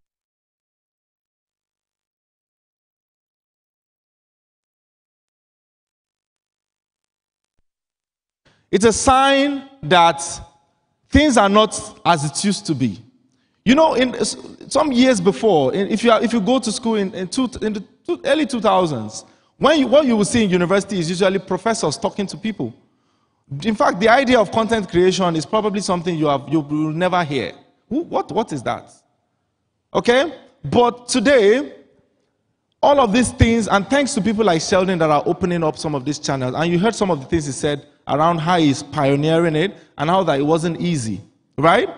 But all of these things points to one fact. It means that you can no longer think the same way. Either you like it or not, a lot of things have been disrupted. Employability conversations are not as they used to be. I know there was a time in Africa that we had employers that would come to our universities, right? Yeah. They will come to the university and pick students and say, oh yeah, I know some universities still do it, but to what extent? How many students do they pick these days? Those days they will come and probably pick everybody. Professor Eric probably can relate to what I'm talking about, right? They lived in those good old days. But for the rest of us, I mean, we are in the trenches, correct? So I thought to mention to us how to really attract global opportunities. And that's where I will end everything I'm saying. How do you attract global opportunities? What are the things you do? When you see certain people, you say, oh, how many of you have been on LinkedIn and you see somebody with the tag, global leader? Come on, just wave your hand. You've seen somebody say, oh, global change maker. You've seen that, right? And how do you feel when you see those things? You begin to ask yourself, what is that? Is it not my neighbor? It's probably your neighbor, right? Maybe the man is just your neighbor and is a global leader or a change maker. And you're like, he's not even a politician in my country. What are you changing? Correct? While that sounds interesting, and we can really laugh about it, if you really look at the kind of people that attract global opportunities, they are the kind of people who, first of all, embrace a certain kind of mindset about the globe. And that's my point number one, embracing a global mindset. Embracing a global mindset. So some months ago, I was privileged to be at City University of London for a presentation, just something like this as well. And in that conversation, I heard quite a lot of interesting things. I interacted with students, and my goal really for talking to those students is I wanted to know what is the difference, how do they think? How is it different from how we think on this part of the world, in this part of the world? And I found a lot of interesting things. So many that I realized that an average student studying in the UK finds it easier to think about their career globally, to think about their competence. They are able to perceive themselves as a world best. They are more prone to feel like they are globally relevant than an average African student. But the question is there really any system? Is there really any announcement in the world that says, oh, if you are from a student from this part of the world, you are global. But if you are from a student from KNUST, no, you are local. There's been never any, there's just never, there's no submission as that in the whole world. The truth is that everybody eventually creates the mindset they embrace. Okay? Everybody eventually what? Create the mindset they embrace. Students there embrace a global mindset, and before you know it, you find them doing a lot of global things. Compared to students from our part of the world where you just want to do your thing quietly, go home, get a job, buy one car, marry, give birth to children, and retire and die. No. I mean, is that not how it is? But a lot of people, that's really what, so there's actually more to that. But it really begins with what? Embracing or starting with a global mindset. Then identify your industry. I honestly feel like the kind of people I'm speaking to right now are those students who genuinely feel like they can offer more to the world beyond the shores of Ghana. Because that's my story. And I'm really, really genuinely hoping to connect with that 1, 2, 3 people, students, who will at the end of this session pick up their phones and begin to become intentional about thinking globally, about putting themselves out there on a more global scope. Identifying your industry, what I'm simply saying there is that you should know what works for you. Already, I will not need anything or anyone to tell me that Sheldon doesn't play with, it takes his work seriously, and his industry takes him seriously. And that's the rule. When you know your industry, what it does is that it helps to direct your focus. Okay? And can I as well dare to say that when I say your industry, please don't be tempted to think about what you're studying right now too soon. Okay? Don't literally just go back to, oh, I'm studying chemical engineering. And that's fantastic. The fact that you're doing chemical engineering right now is amazing.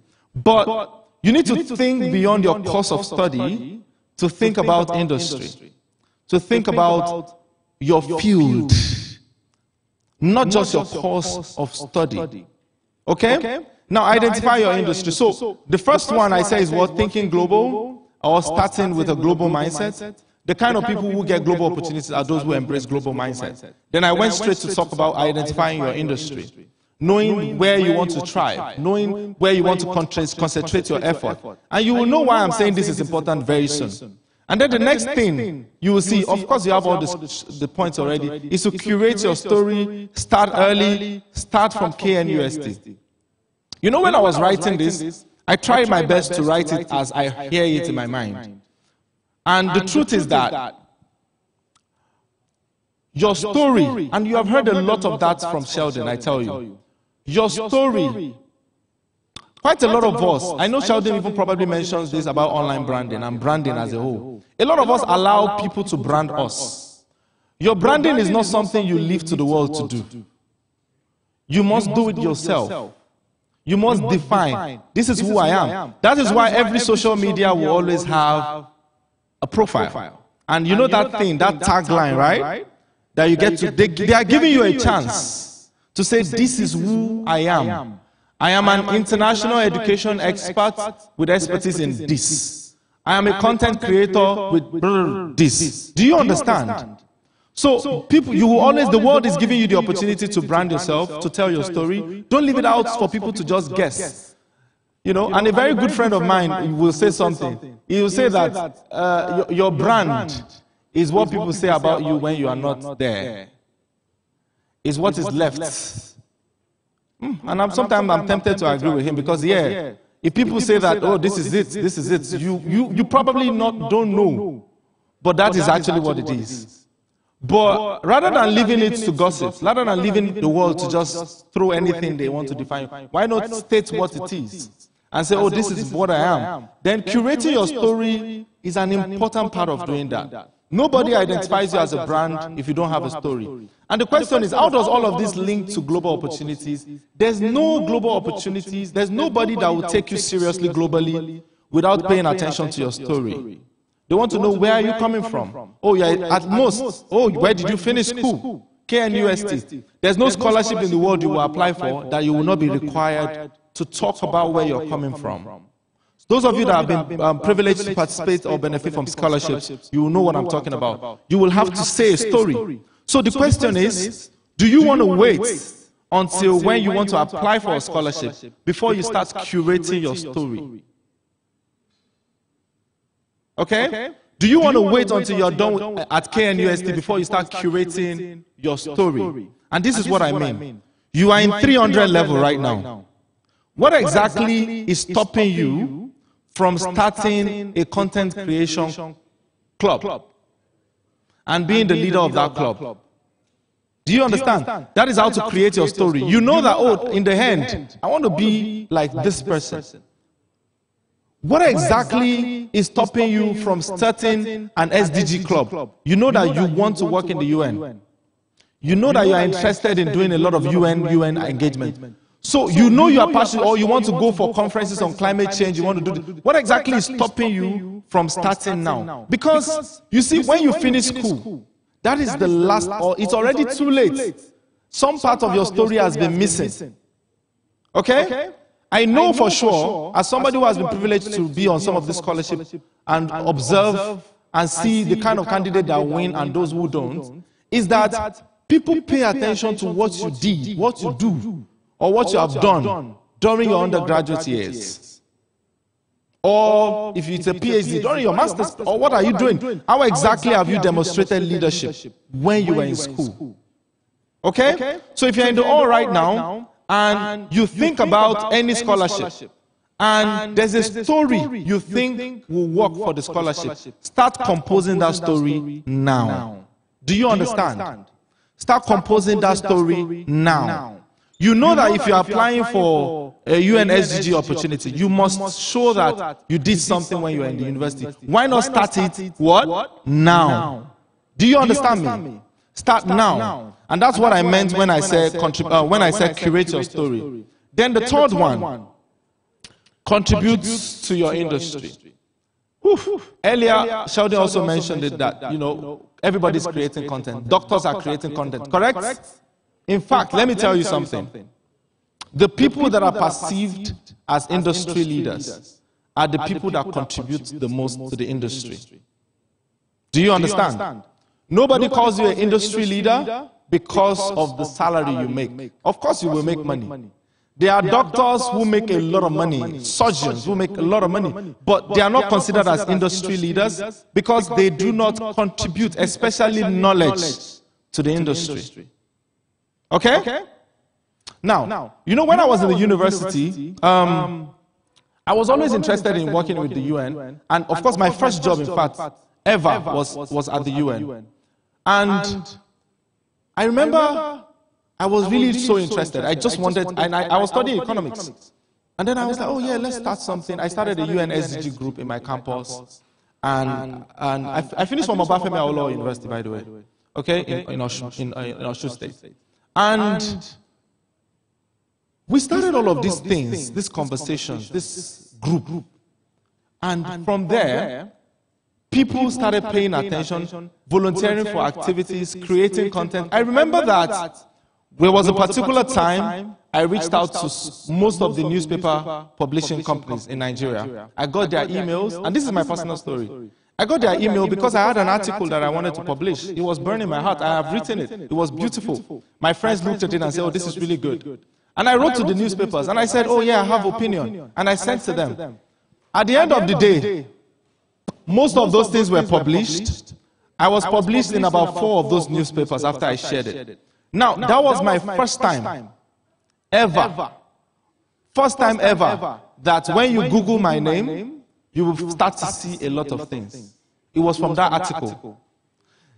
And what did I write about? I wrote about UN SDGs and young people, youth engagement and UN SDGs. That's all I wrote about. But everybody from that moment, I noticed that a lot of people started reaching out to me on my LinkedIn to say, hi, would you like to join us at this conference? Would you like to be on? And that's how this thing works. Contributors will always be leaders. If you contribute, you will always lead in your industry. In fact, look at the biggest real estate people in Ghana. How many of them? Is there any of them that doesn't have an active social media? Tell me. None. Think about any industry. If I ask you who is the top, how many of us know Aproko Doctor? Aproko Doctor. Tell them, of course. Of course, a lot of us will know him. Why? He's a doctor. He has a job. But yet, beyond that, he's also contributing knowledge to the industry. That is that is just the rule. So I won't be surprised if you are in the hall, and when Sheldon was talking to you, it resonated strongly with you, even though you are studying architecture. Even though you are a medicine student, or you are in any of these science courses, okay? It makes a lot of sense for it to resonate with you because in the end, every one of us are created to be contributors, okay? And of course, the last one, online branding. And I will end by saying, just remember everything that Sheldon earlier said about online branding, okay? And take it all and just make it yours. Thank you very much. I'll take questions now.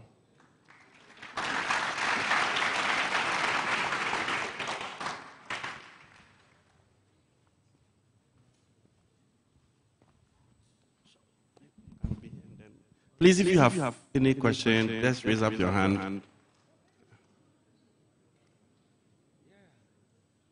I think it's well and good. So if there are no questions, I think I would love to hear from Sylvia. Sylvia, hi. Can we give her one mic, please? Please put your hands together for Sylvia. Sylvia is a Queen Elizabeth Commonwealth Scholar in KNUST. And I'm meeting her for the first time. How are you? I saw your LinkedIn. Your LinkedIn is excellent. Okay? So Sylvia, how are you finding your time so far at KNUST?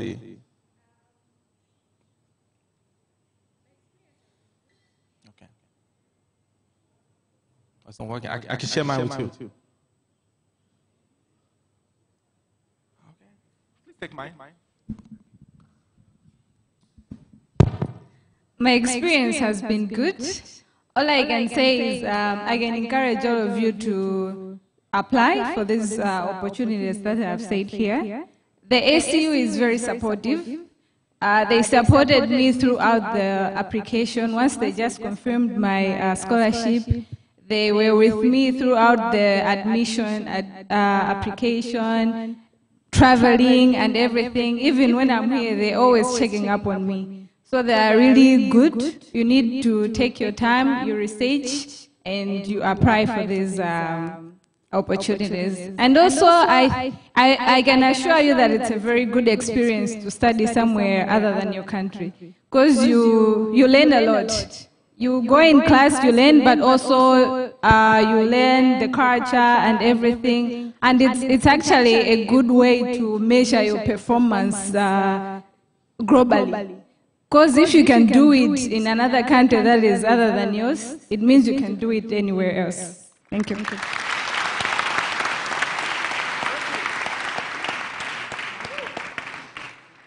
Sylvia, thank you so much for being so generous. She had just shared some of her, in fact, she mentioned some of the things that worked for her. I think that's generosity. Can we put our hands together for her again? Thank you, Sylvia.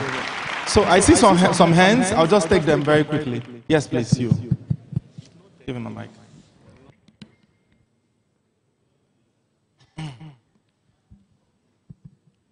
All right, nice presentation. My name is Mohammed. So you were talking about global mindset, global mindset, global mindset. I want to know what entails in global mindset and what traits, maybe some of us, maybe we might be having that mindset, but we are not aware that we'll be having those mindsets. So we want to know what a global mindset entails too. Brilliant. Can we put our hands together for him? That's really brilliant. Well, even before I came here, I heard that KNUST students are brilliant, and that is a clear example. And I really was hoping somebody would ask that question. So now, global mindset. Please, when we say someone is a global person, some people would like to use that word. They say, oh, he's a global guy. A lot of people mistake it for people who travel a lot. No. Okay? Or if I say who is a globally relevant guy, it's not about traveling. Hush Puppy is not globally relevant. I promise you. At least in a positive way, right? So, traveling a lot doesn't make you globally relevant. What makes you globally relevant or a global mindset is really about being aware of global problems and then thinking about global solutions. Do you understand? Thinking about problems beyond your environment, your immediate environment. Okay? You know, growing up, a friend of mine was telling me this recently, and I honestly forgot. He said, you know, when we were younger, you know, we used to have this prayer group. Some of you that really grew up, you know, in a very Christian, and we used to have a prayer group, and my friend reminded me that when we were much younger, that of everybody in the group, whenever I'm asked to raise a prayer, I'm always saying, let us pray for America. This is happening right now. There was this hurricane and people are suffering. And I'm like, oh, that is true. I used to do that. And the reason I do that was because I was always watching CNN, BBC, always trying to see what's happening around the world. I think that might have been my own start. You know, that might just have been my own start of a global mindset.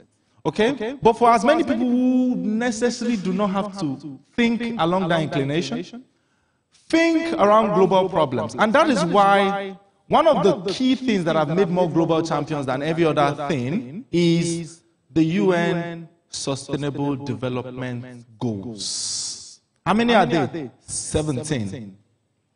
Many of your friends, think about it, that have gotten one opportunity or the other. They are linked to one SDG goals or the other. So when I say think global, I'm not necessarily saying on the surface of it, think about what is happening, the troubles of China. No. Just think about the problem that affects the world. And one of it is what? The SDGs. So the SDGs has made more global champions than any other phenomenon in the world. Have I answered your question? Global problems, curating global solutions, that's what makes you global. And about a global mindset, it's not really about thinking about global problems. Okay? Consistently allowing yourself to meditate over global problems in order to create solutions that are global in nature. Another question? Yes, please.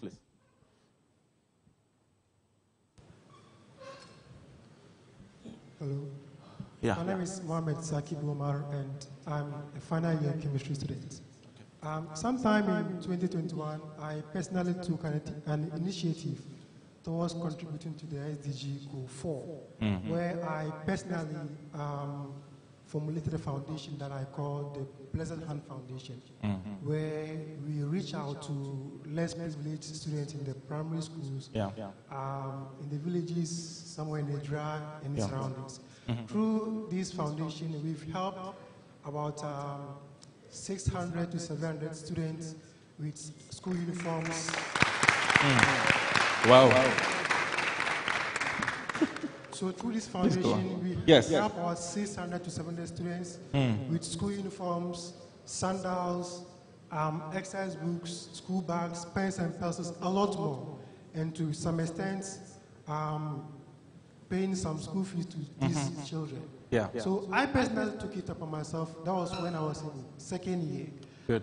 What I require from you is an advice and some guidelines that I can pick, and opportunities as well. So that I can pick this thing from locally, I would say, to internationally and global. Fantastic. Can we put our hands together for him? Great work. What do you say the name is? The Blessed Hand Foundation. Blessed Hand Foundation. Blessed Hand Foundation. Fantastic. Are you guys on social media? Facebook, please follow them, guys. That sounds amazing. In fact, the fact that you're on social media, is it just Facebook or Twitter? Okay, so that is tip number one you've delivered for yourself. Okay? The fact that you already have a social media presence where people can search for you and identify with your work. So 4 years from now, you are applying for, or 3 years from now, you are applying for a scholarship, right? By that time, somebody will ask for relevant links that demonstrate your work. Links to social media posts, links to content, or any website that demonstrates your work or passion. That is very common in most scholarship or international opportunities. They will always ask you. So if you post something from 4 years ago, you are better off than the guy who now wants to apply for scholarship. And then 1 month before, he just go and do one activity.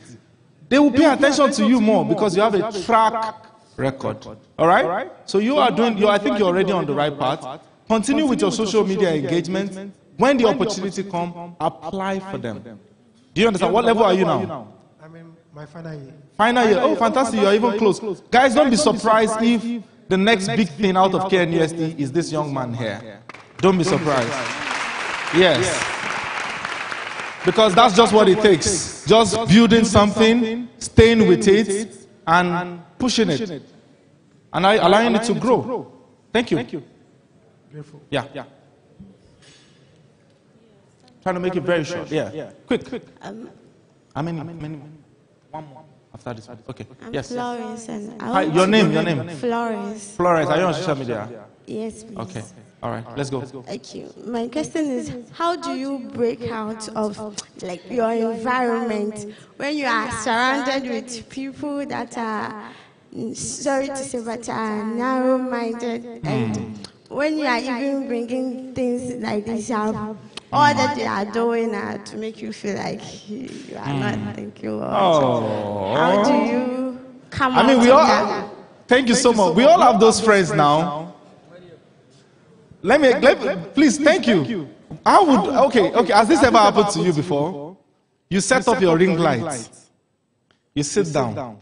After all that content you have written, then you put your camera and say, "Hi guys, welcome to my YouTube channel."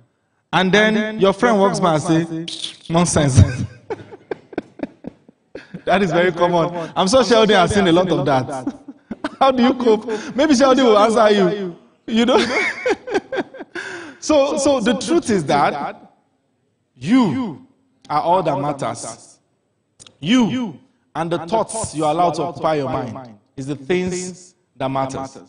When your friends tell you things that are really discouraging, it's okay to actually even change that circle of friends. The good thing about all of us is that we are not sharing hearts. Even though people will tell you, I love you, I promise you they will breathe without you. They can breathe without you. What that means is that in as much as you really love your friends, when you feel that kind of negative energy, especially when you feel like it's a major reason for you not making progress, it's okay to switch. It's okay to actually have honest conversation with some of those friends and say, "Oh yeah, I'm done." Do you understand? Thank you. Yeah. Oh, the last person. Please make it. No, let's come to this side a little bit. Yeah, we've had a lot of you guys. Sorry, bro. And that will be the last question, then we'll close. Let's go. Hi, Amos. I can't hear you. Okay, so I'm Amos Kawasari, and I want to ask this question. Yeah. So your environment actually limits your knowledge sometimes. So let's say you want to go the extra mile. Yes. So you actually read a lot, do other things that will take you to the extra mile. Yes. Can you give me some ways or guidelines that will let me know that, oh, no, with this limits, no, you don't have to go extreme. Otherwise, like with some effects or something, you get it. Extra mile. Is there another way you can ask that question? Okay, so maybe you are going overboard. You see, maybe, I'm reading a lot. Yes. But there are certain things you can't actually do. But I'm doing them like because I want to achieve something. But maybe let me try my WhatsApp or other things. You are trying to limit certain things because the people around you are not helping you. Yes. Like to what extent you stop, like know how to leverage the maybe your barriers. Like you get it. Yeah, your boundaries. Thank you. I think your question is almost like our own, but yours is probably more of discipline as a person. Okay? How do you like some sort of improve on your own self-discipline? Correct? To make sure that what you say you want to do, you commit to that goal of self-improvement. Correct? So I think what I would just tell you right now, which is very similar to what I told her, is around your immediate circle. Okay? The people you talk to the most. One of my younger sisters, when she got into the university, I remember one of the advice I gave her was, whoever or those group of guys that are doing really great in class, make sure they are your friends. I know that every time I talk to her and I ask her, who are your friends? I'm always like, okay, this person is this, she's on this GP. The truth is that eventually all of us need a circle, and that circle will always influence us. Okay? That's why you always realize that, if one person is a content creator, it's likely that many of the friends as well will be content creators. So if your goal right now is to be self-disciplined, you need to start looking at your circle and probably have a few of your friends that can help you to be accountable. Okay? To say, this is my goal. I want to do this. Is there a way you can help me? And by the way, guys, I know that we are young. I know that we are very young. But it's okay for you to have reasonable conversations. I notice that is an issue in this part of the world. We just want to banter every time. We want to just shout at each other every time. We want to joke every time. We want to play football. It's actually okay for you to sit down with your friend, your guy man, and tell him, bro, how far? 5 years from now, if you get things, according to Ghanaian, if you things, there are things, if you things I want to do. I've been learning a lot of new English in Ghana, by the way. Right? There are a lot of things I want to do. It's okay to have some of those conversations with your friends. It's okay to have one person that is even, you guys can have conversation, mentor each other. This is what I want to do, and this is what I believe I will get there. I need your help. Thank you very much, guys. It's been really great interacting with you. Thank you so much, Emmanuel. We are ending. So, on behalf of the e-learning center, we want to thank our two presenters for a wonderful job that they... Please, we are closing, so please, if you can stay for a second, we are closing. The key thing is consistency in branding and every effort that you put in. Let me share something quick with you. Sometimes you may apply for some of this scholarship, this opportunity. Chances that you are not going to win sometimes is high because you are competing globally. But let me tell you this. I applied when I was at your age. I wanted to go to UK, Sheffield. I got admission, no scholarship to go. Even as an adult, I applied to Canada, got admission, I couldn't go. And I applied to Australia, got admission for PhD, I couldn't go. But one thing is clear. The way I have to apply, after these 3 experiences, I mastered them. So 3 failed attempts, not that, excluding those that I did not get admission. This is what I'm talking about, the ones that I got admission. But one day, I applied to a school in the US, I got admitted, and I went and I did my doctorate in the US. Please, you have to persist. We are competing from Kenya in Africa, all the countries. It's a tough competition. So if you play the local match in Ghana, Conti, Katanga, and you are sleeping and you are eating, my brother, my sister, it's tougher than that. You have to have a different mindset, like my sister was saying. Be careful who your friend is. Be careful who you are listening to. You have to elevate the conversation. You have to envisage a better future for yourself and know that you are going to change the world. You are not going to change your small village. You are not going to change Ghana, your region, Ashanti region. Global mindset means you are thinking of being a CEO of a top company in Australia. So it means your preparation today counts a lot. So thank you so much for your time. And thank you. For tomorrow, you should have paid at least 400 Ghana cedis to be part of the conference. And because you have shown up beautifully today, my director says I should tell all of you, tomorrow you are more than welcome to come and sit in free of charge. Are we not clapping for him? The only condition is that by 8 o'clock you are here and you have registered. So the first 100 people to register, apart from snack, he's promising you lunch on top of that. You are not clapping.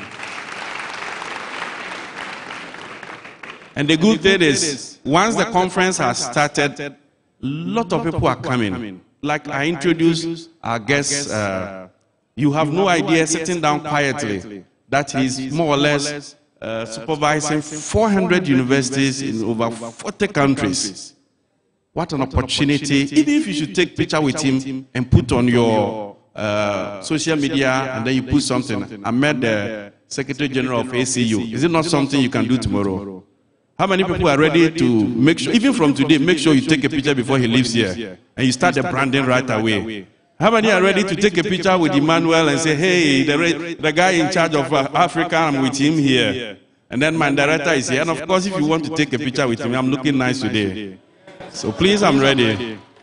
Let's take advantage. And a lot of people will be coming tomorrow, and then on Friday, we'll have exhibition. You don't know them. Just get ready. Hello, sir. Please, can I have your card? That one, nobody will arrest you. And later on, you send nice email. You never know. Somebody will adapt you. Somebody will connect with you. And I thank God of all the 80-something thousand students, you have decided, you've taken that faith to be here. You've never wasted your time, and I'm sure something beneficial is going to come your way if you take the next step. So on that note, I want to thank you. Tomorrow is exciting. He's speaking on the theme that we've outlined for the conference. And so you have to come and listen to Prof. He's going to do justice. He came all the way from London to speak to us, and he's speaking on the meeting. The Minister for Education is here tomorrow. You are not clapping. The Vice Chancellor is also coming. And then recently, you know, we said KNUST is the best for quality education, SDG 4. The person in charge of that ranking will also be joining us tomorrow. He's going to explain everything to us. So tomorrow is packed, and of course we'll have discussion. Association of African University will be here. Ima will be on the panel, and then we'll have a wonderful thing. So we hope to finish before 1 o'clock. So if you have to miss classes, please do and come. If, I said if. Hey, the international connection, you want to throw it out, you want to play local match. Come on, man, let's elevate the conversation. Thank you so much, and may God bless all of us. Thank you. On that note, I want a student to just say a word of prayer, typical Ghana thing, and then we're out of here. Who is touched? Okay, I have my sister. I don't hear that. Oh, please do it for her. Shall we pray? Heavenly Father, we thank you for today. When we started, we called upon you, and you have been with us to the very end. We pray committing where we are going to into your care. May we reach there safely. Then we pray committing all our facilitators, and then tomorrow's session as well. In the name of Jesus, we have prayed. Amen.